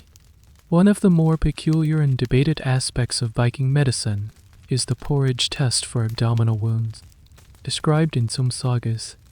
If a warrior received a deep wound to the stomach, it was difficult to know if the intestinal wall had been pierced, a usually fatal injury. To find out, the injured person was fed a strong-smelling porridge or onion soup. If the healer could then smell the soup coming from the wound, they knew the gut was perforated, and the warrior's case was hopeless. It's a grimly pragmatic diagnostic tool, and historians still argue whether this was a common practice or a dramatic invention for the sagas. After the wound is cleaned, dressed, and possibly stitched, it would be wrapped in clean strips of linen. You would have to keep it dry and change the dressing regularly, inspecting it for the dreaded signs of infection, redness, swelling, heat, and the formation of pus. If an infection took hold, the situation became dire. It could lead to a raging fever, what you would call wound fever, and blood poisoning. To fight a budding infection, you might use more aggressive treatments. A poultice of hot salt could be used to draw out the infection, or, in a desperate move, the wound might be cauterized, seared shut with a red-hot piece of iron from the blacksmith's forge. This would be an act of extreme desperation, an agonizing procedure that could stop the spread of infection but would also cause massive tissue damage and leave a horrific scar. Your survival depends on a combination of luck, the skill of your healer, and your own body's immune system. The simple act of living and working in this world means your body is covered in a constellation of old scars, each one a testament to a time you were injured and, thankfully, recovered. A healed scar was a badge of honor, a story written on the skin. It was a permanent reminder of the fragility of life, and the quiet resilience required to live it. Let's say the wound on your arm, despite the cobweb's undurable poultices, begins to look angry. It's hot to the touch. The skin around it is red and swollen, and you begin to feel a deep, throbbing ache. That night, you develop a fever. You're shivering uncontrollably, even when wrapped in your thickest woolen blanket. You are now officially sick, and your body is fighting a battle you can't see. In a world without antibiotics or a scientific understanding of disease, illness is a mysterious and terrifying visitor. What do you do when sickness strikes? Your response is a mixture of practical care, herbal medicine, and a dose of magic and ritual. The first and most sensible step is rest. Your family would ensure you stay warm by the fire. Drink plenty of water or weak ale to prevent dehydration. And eat simple, nourishing food like broth or porridge if you have the appetite.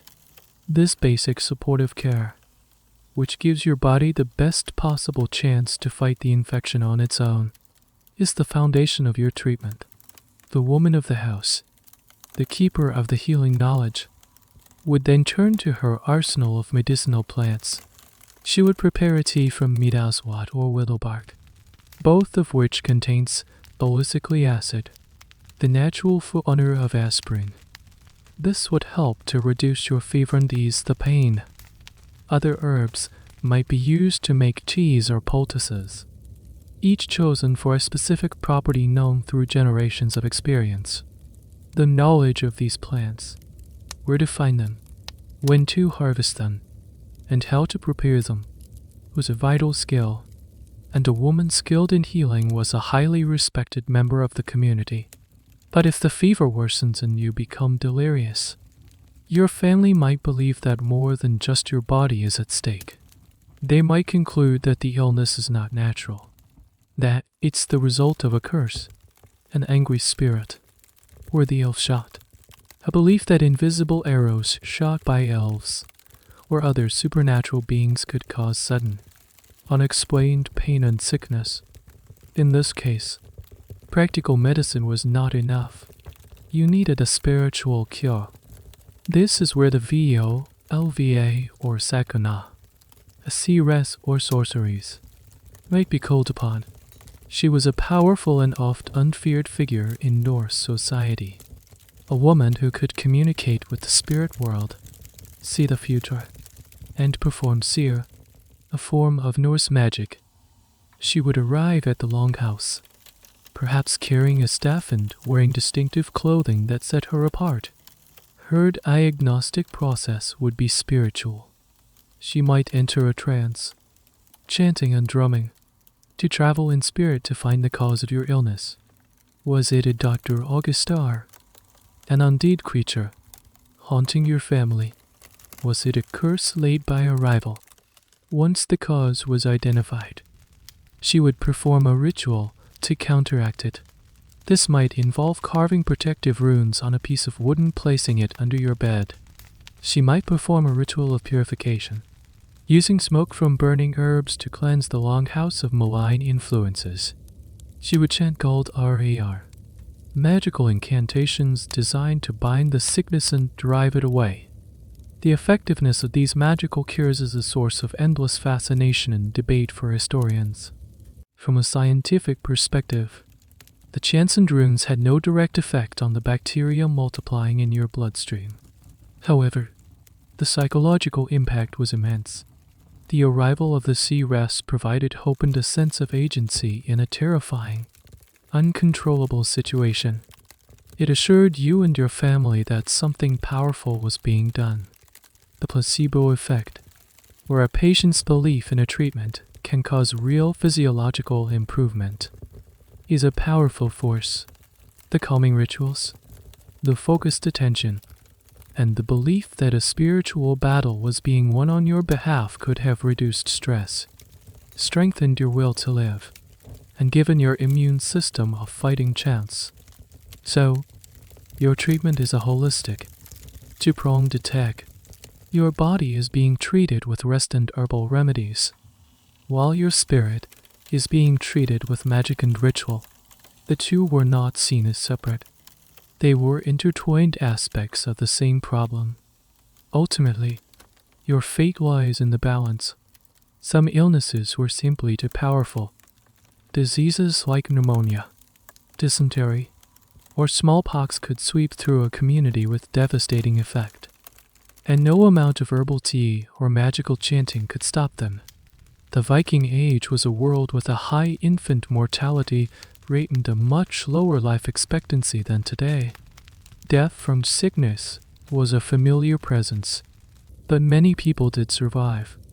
Their robust constitutions, honed by a life of physical hardship, combined with the practical wisdom of herbal medicine and the psychological power of ritual, were often enough to see them through. If you are lucky, after a few days of feverish struggle, the heat in your body breaks. You wake one morning drenched in sweat, but your mind is clear, and the ache in your arm has lessened. You have survived. The magic worked. The herbs helped, and your body won its invisible war. Let's fast forward. You've survived your infected wound. The seas have been kind, and your trading ventures have been profitable. You now find yourself part of a Viking contingent that has settled in England, in the area known as the Danelaw. You've traded your axe for a farmer's scythe, at least for now, and you're living alongside the local Anglo-Saxons. It is here that you discover something truly astonishing. In the eyes of your new neighbors, you and your fellow Norsemen are ridiculously, almost obsessively, clean. This turns the modern stereotype of the filthy, barbaric Viking completely on its head, to the Anglo-Saxons of the 10th and 11th centuries, who bathed perhaps a few times a year. Your weekly Saturday bath was a sign of decadent vanity. Your insistence on combing your hair daily was seen as foppish and strange. The most famous account of this comes from the English chronicler, John of Wallingford, whom we've met before. Writing in the 13th century but looking back on the period of Viking settlement, he complained that the Danish men, due to their habits, were far too popular with the local English ladies. He wrote that they were wont, after the fashion of their country, to comb their hair every day, to bathe every Saturday, to change their garments often, and set off their persons by many such frivolous devices. He concluded, with some clear exasperation, that in this manner they laid siege to the virtue of the married women, and persuaded the daughters even of the nobles to be their concubines. Imagine that. You, with your slightly smoky-smelling woolen tunic and your home-made lye soap, are considered the height of fashion and cleanliness. The local Anglo-Saxon men, stewing in their own juices for months on end, would watch with a mixture of suspicion and jealousy as you emerged from your Saturday bath, fresh-faced and with your beard neatly combed. It gave you an undeniable social advantage. This reputation for cleanliness wasn't just about attracting women. It was a projection of order, discipline, and success. A well-groomed man was a man who had his life in order. It showed you had the leisure time for bathing and the resources for clean clothes. In a world where life was a constant struggle, looking effortlessly put together was a powerful statement. Archaeological evidence supports this idea of a grooming gap between Vikings and their neighbors. Viking settlement sites across Britain and Ireland are littered with an abundance of personal grooming tools. The combs, the tweezers, the earscopes. These items are found in far greater numbers and in more everyday contexts than in contemporary Anglo-Saxon sites.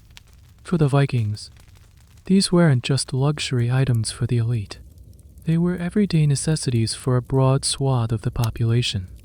This cultural difference raises a fascinating question that historians still puzzle over. Why were the Vikings so much more focused on hygiene than many of their European contemporaries? There's no simple answer. One theory connects it back to their seafaring nature. Life on a cramped ship is smelly and unpleasant. Perhaps the first thing they wanted to do upon making landfall was to wash away the filth of the voyage, and this became a cherished ritual. Another theory points to the social nature of the longhouse. When you live in such close quarters with so many people, a certain level of personal cleanliness becomes necessary to keep the peace and prevent the spread of disease. A more controversial, but intriguing, theory links it to their pagan beliefs. The Norse worldview was deeply concerned with the concepts of order, Inengard, and chaos, Utengard, the world of the gods and humans. Asgard and Midgard was an ordered space, constantly under threat from the chaotic forces of the giants and monsters. Perhaps personal grooming was a microcosm of this cosmic struggle. By combing your hair, cleaning your body, and tidying your clothes, you were creating a small pocket of personal order in a chaotic world. A well-kept body was a reflection of the well-kept mind and a rejection of the wild, untamed forces of chaos. This is speculative, of course, as the sagas don't explicitly say comb your hair to fight giants. But it's a compelling way to think about the deeper cultural drivers behind their habits. So you live your life among the English, maintaining your Norse customs. You bathe on Saturdays, much to the bewilderment of your neighbors. You carry your comb on your belt and use it without a second thought. You are part of a cultural exchange, but on this particular point, you are not the one adopting local customs. You are the one setting anew. and, for some, a rather alarming standard of cleanliness. You are, by the standards of the day, a trendsetter, a fashion icon, a veritable clean freak, and it's working out pretty well for you. You've established that you're cleaner than your neighbors. But being clean is one thing. Smelling good is another level entirely. After your Saturday bath, you feel fresh, but the scent you exude is largely neutral.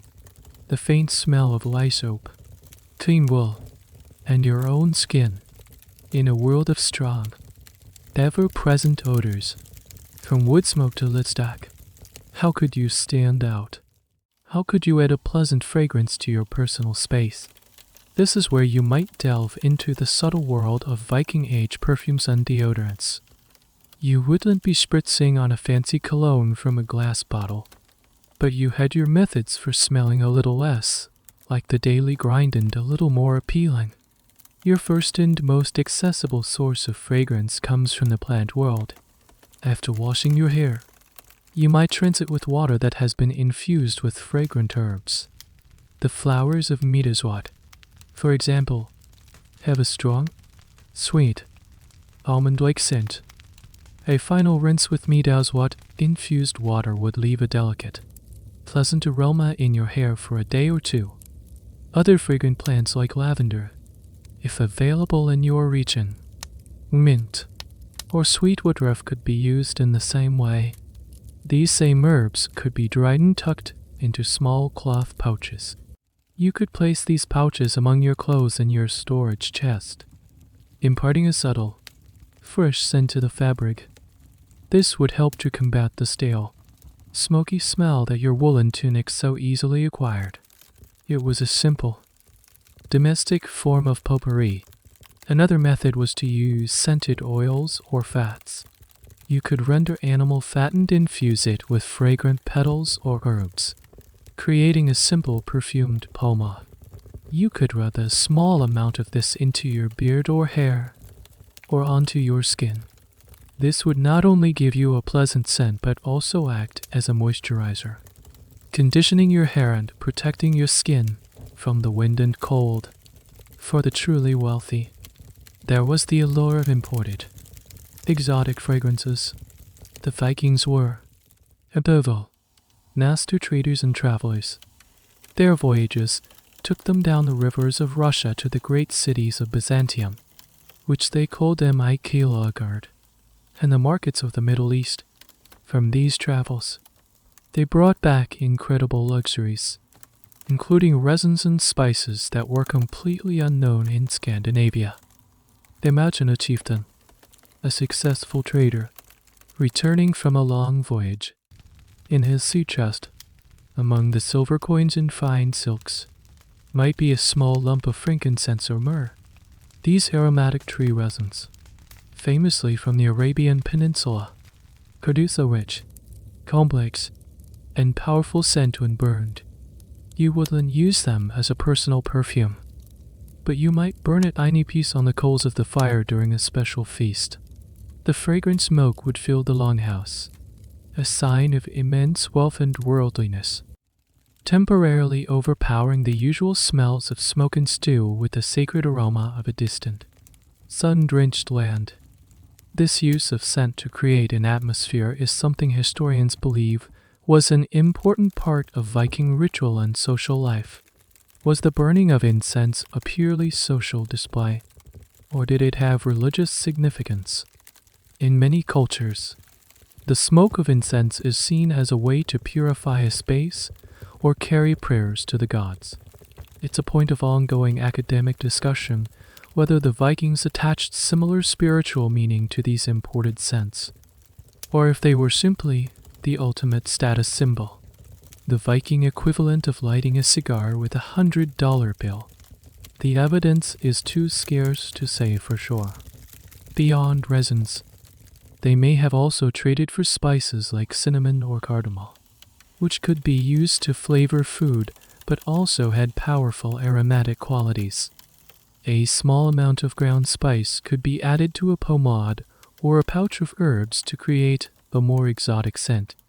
One of the more speculative but fascinating possibilities is the use of ambergris.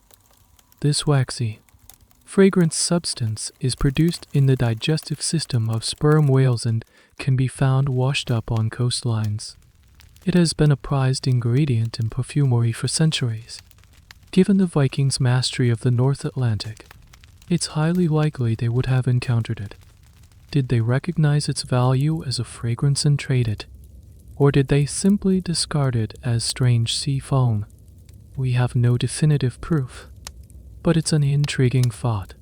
So, while your daily life is steeped in the earthy, smoky smells of your environment, you are not without your olfactory tricks, from a simple herbal rinse to the exotic smoke of frankincense. You have ways to alter your personal scent and the aroma of your home. It's another layer of your hygiene and grooming routine, another way to exert order and intention on your personal world. It's the difference between merely being not dirty and actively trying to be pleasant. And in a world of close quarters living, that small effort could make a big difference.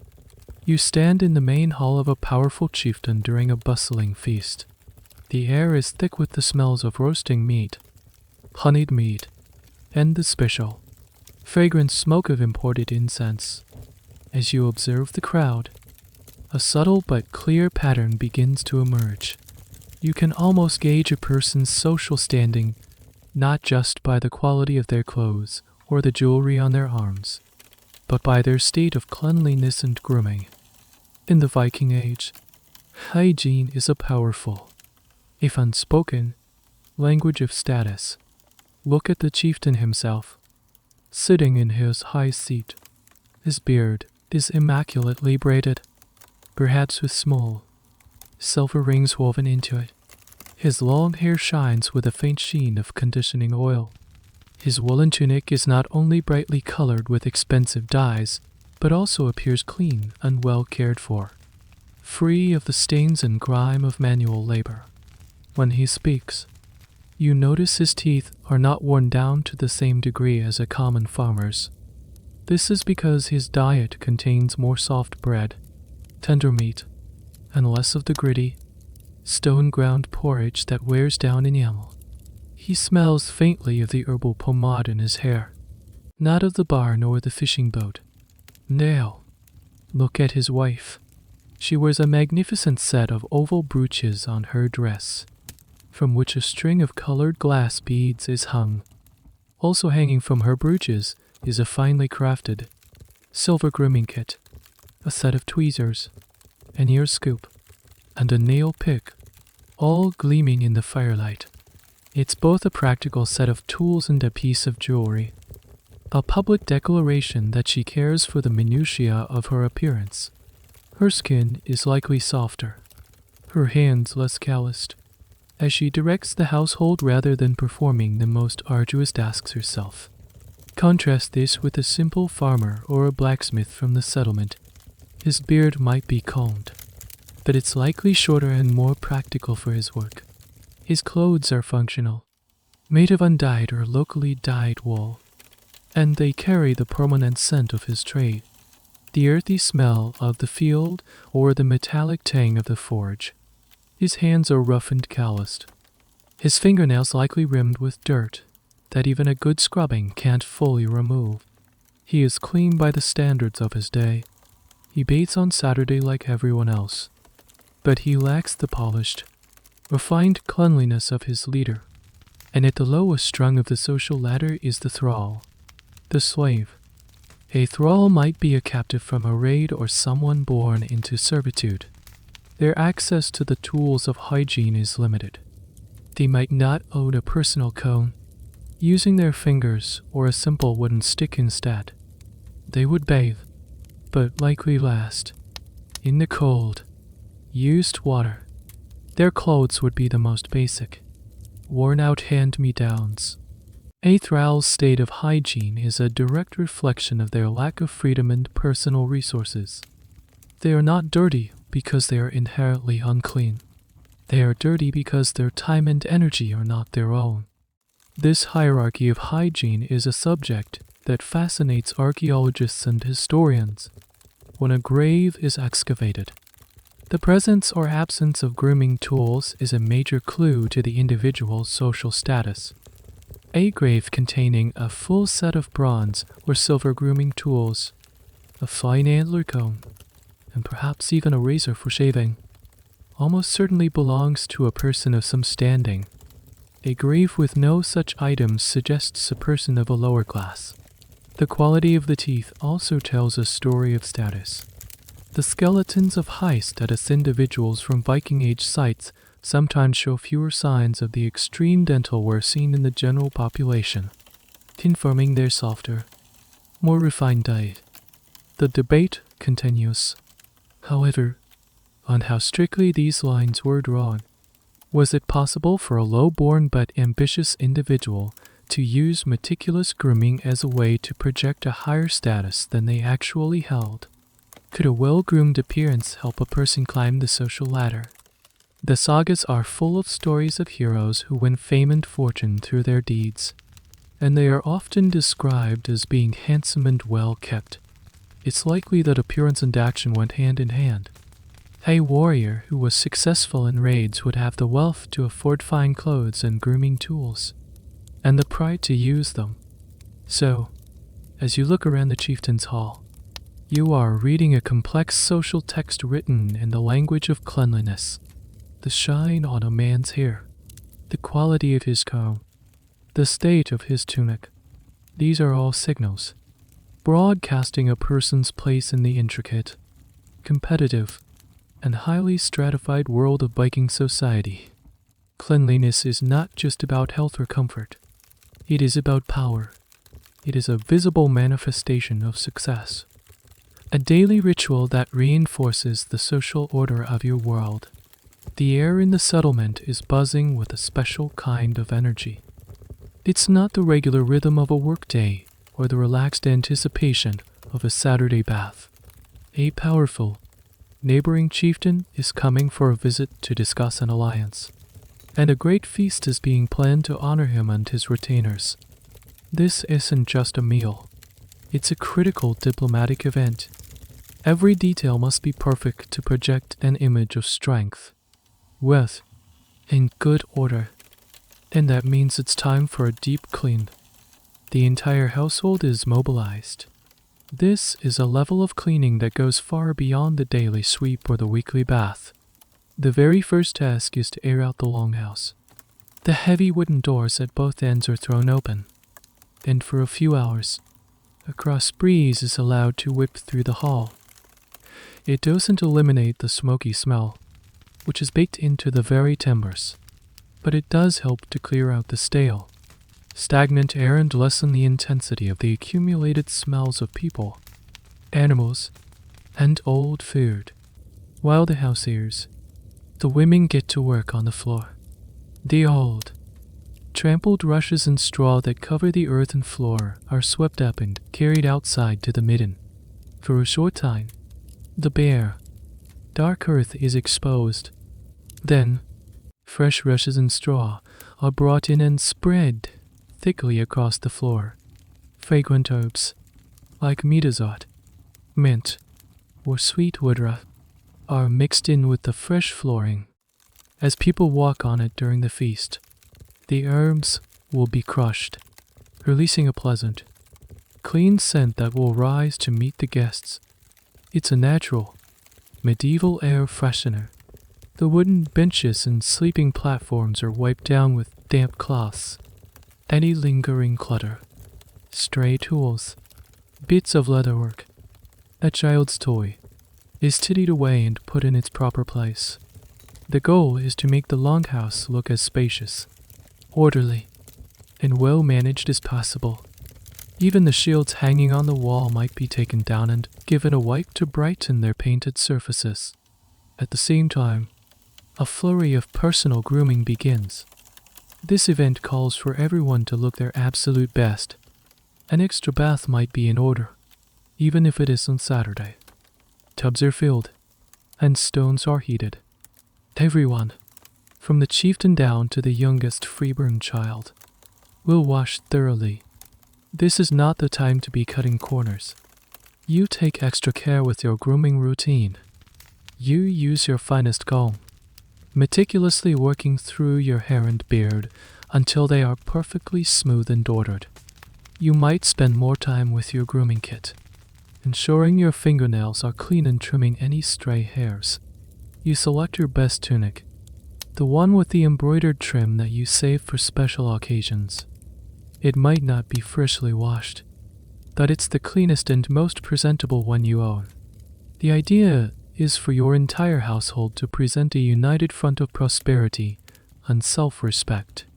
This pre-feast great clean is a fascinating social phenomenon that historians believe was a crucial part of Viking hospitality.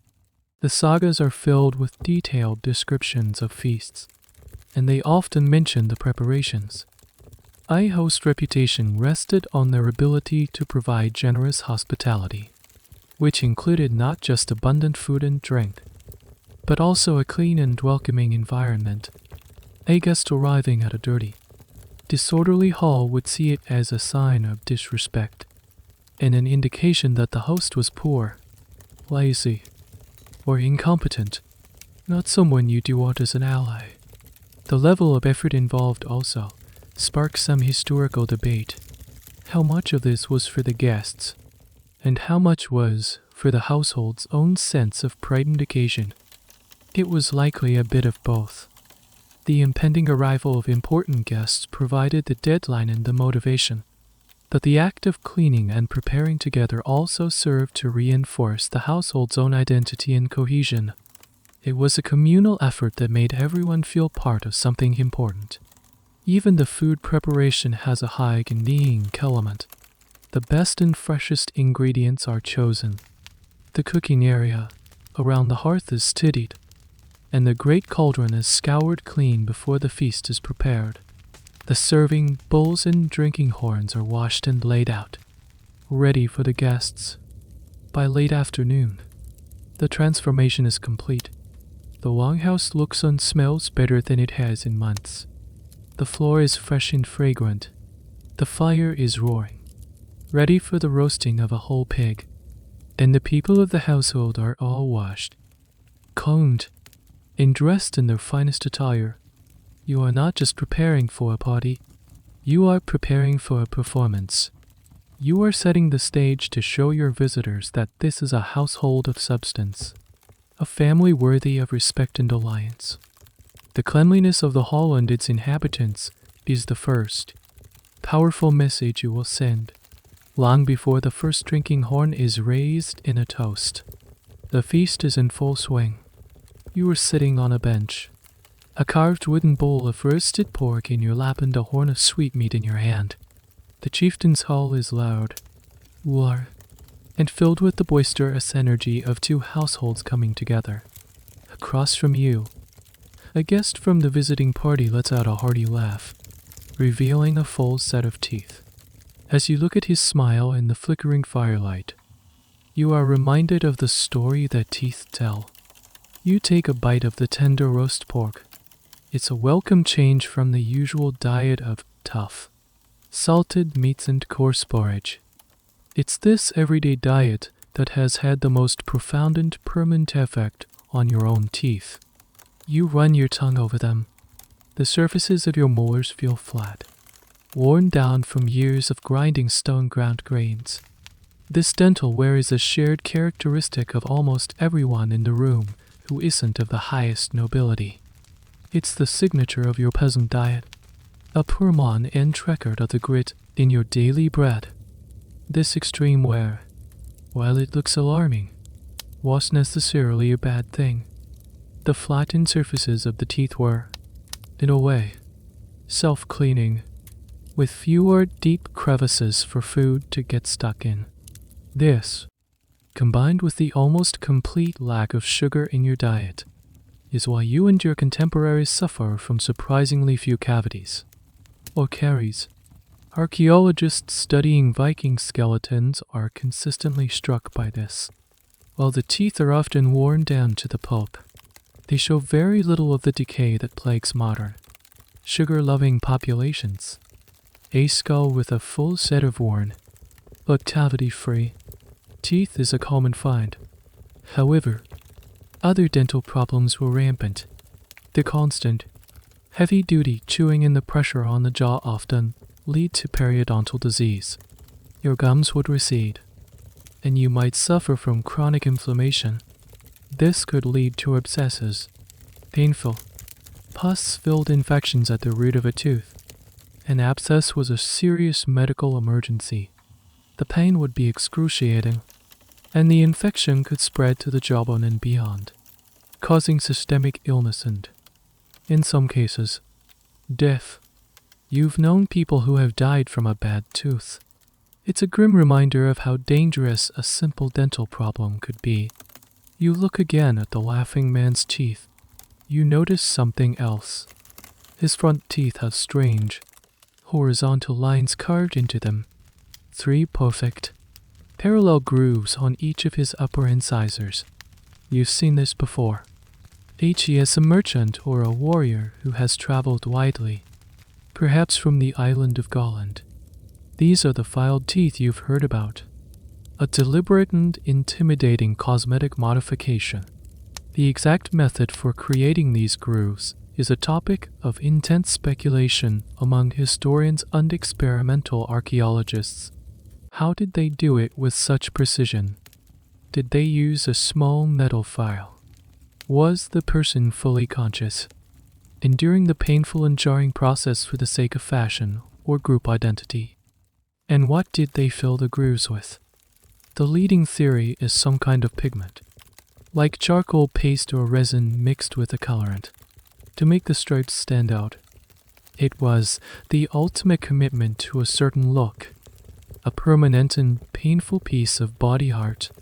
It was a way to wordlessly communicate that you belonged to a specific, and probably formidable, group of men. You discreetly probe a gap in your own teeth with your tongue. Tooth loss was common, either from abscesses, trauma, a stray fist or weapon in a fight, or simply from the stress of a lifetime of hard use.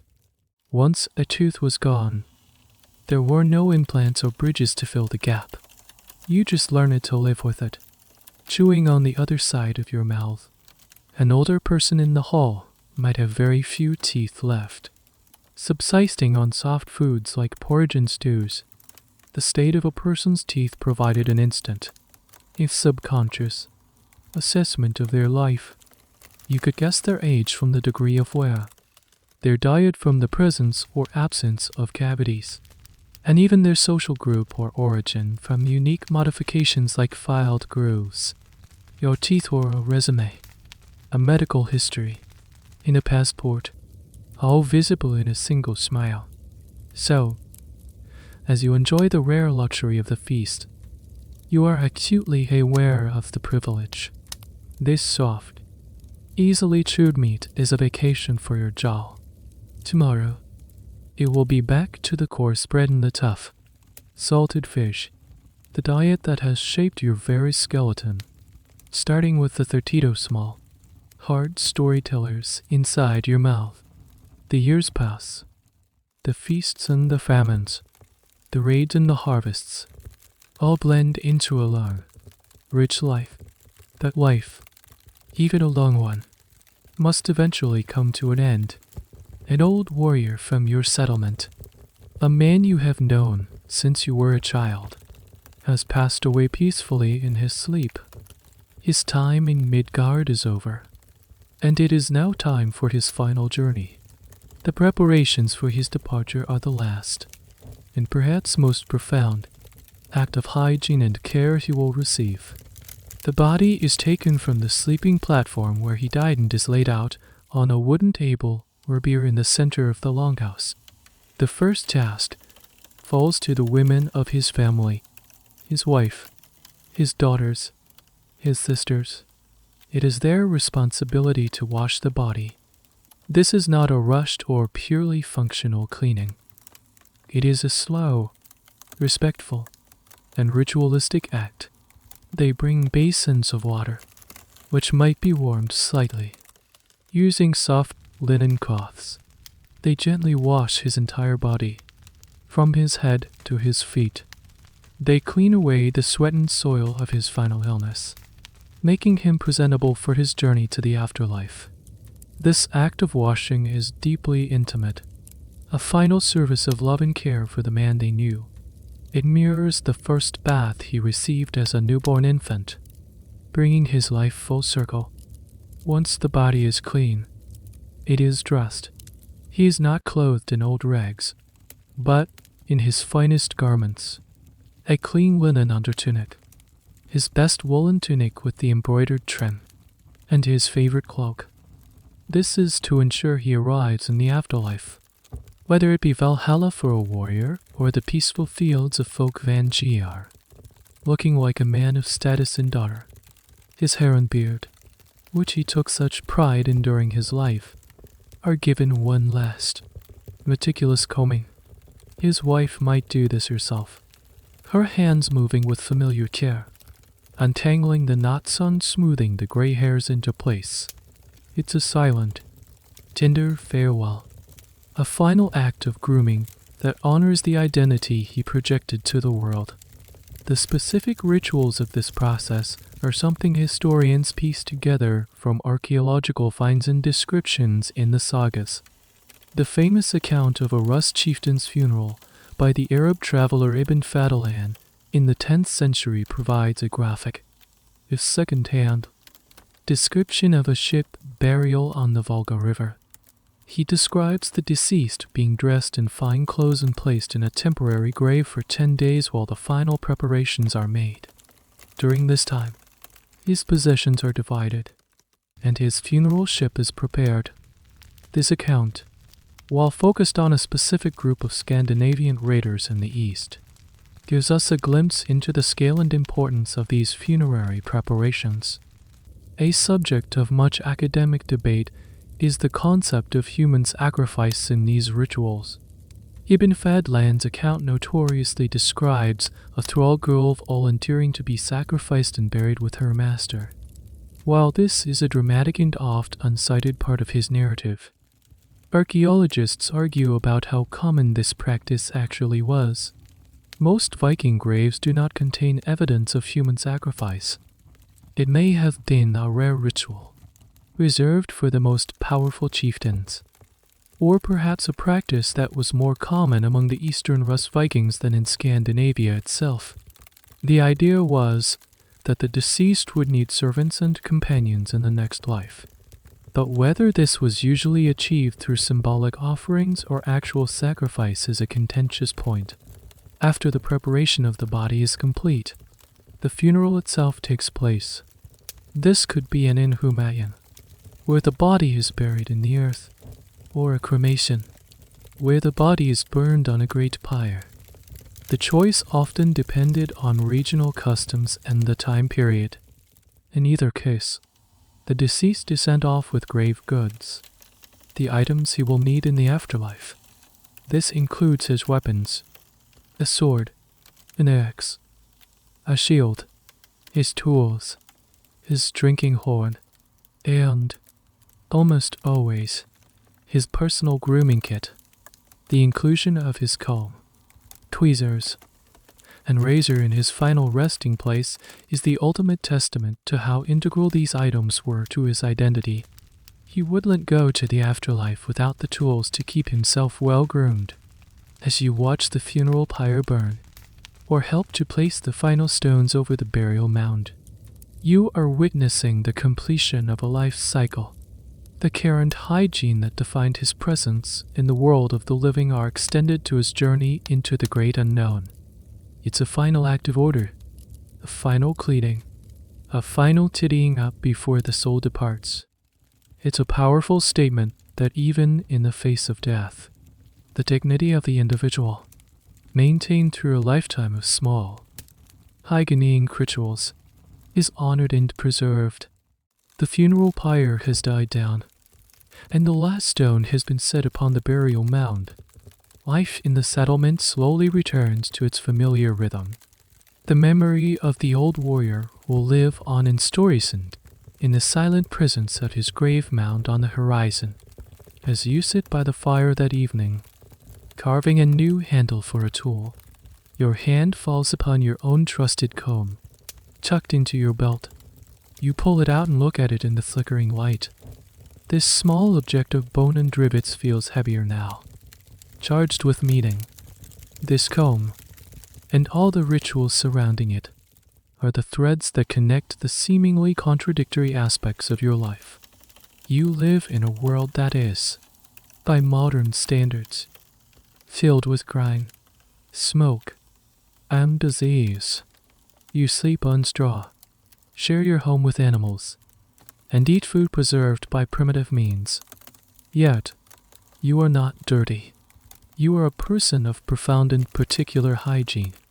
This journey through your daily, weekly, and lifelong routines has shown us a picture of Viking hygiene that is far more complex and nuanced than the brutish stereotype. It was a hygiene of pragmatism. You used what was available: lye from ash, moss from the bog, twigs from the trees, cold water from the stream, to fight a constant battle against filth. It wasn't about sterility. It was about order. It was a hygiene of social signaling. The cleanliness of your body, the grooming of your hair, the state of your clothes. All of these were public statements about your status, your wealth, and your self-respect. From the chieftain in his gleaming silver to the thrall in his worn-out tunic, hygiene was a language everyone understood. The Anglo-Saxons saw it as vanity. You saw it as a sign of a civilized person, and it was a hygiene of ritual. The daily combing, the weekly Saturday bath, the communal sweat in the sauna, the great cleaning before a feast, and the final washing of the dead. These were not just chores.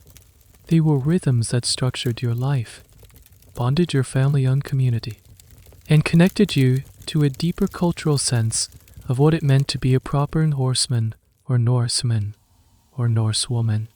Historians and archaeologists will continue to piece together this story, and many questions will always remain. The exact chemical composition of their soap, the full range of their herbal remedies, the deepest meanings behind their rituals. Some of these details are lost forever to the silence of the past. The debate over whether their cleanliness was driven more by a fear of social shame or a genuine desire for physical comfort is a conversation that will likely never be settled, as it touches upon the unrecoverable inner thoughts of people who lived 1,000 years ago.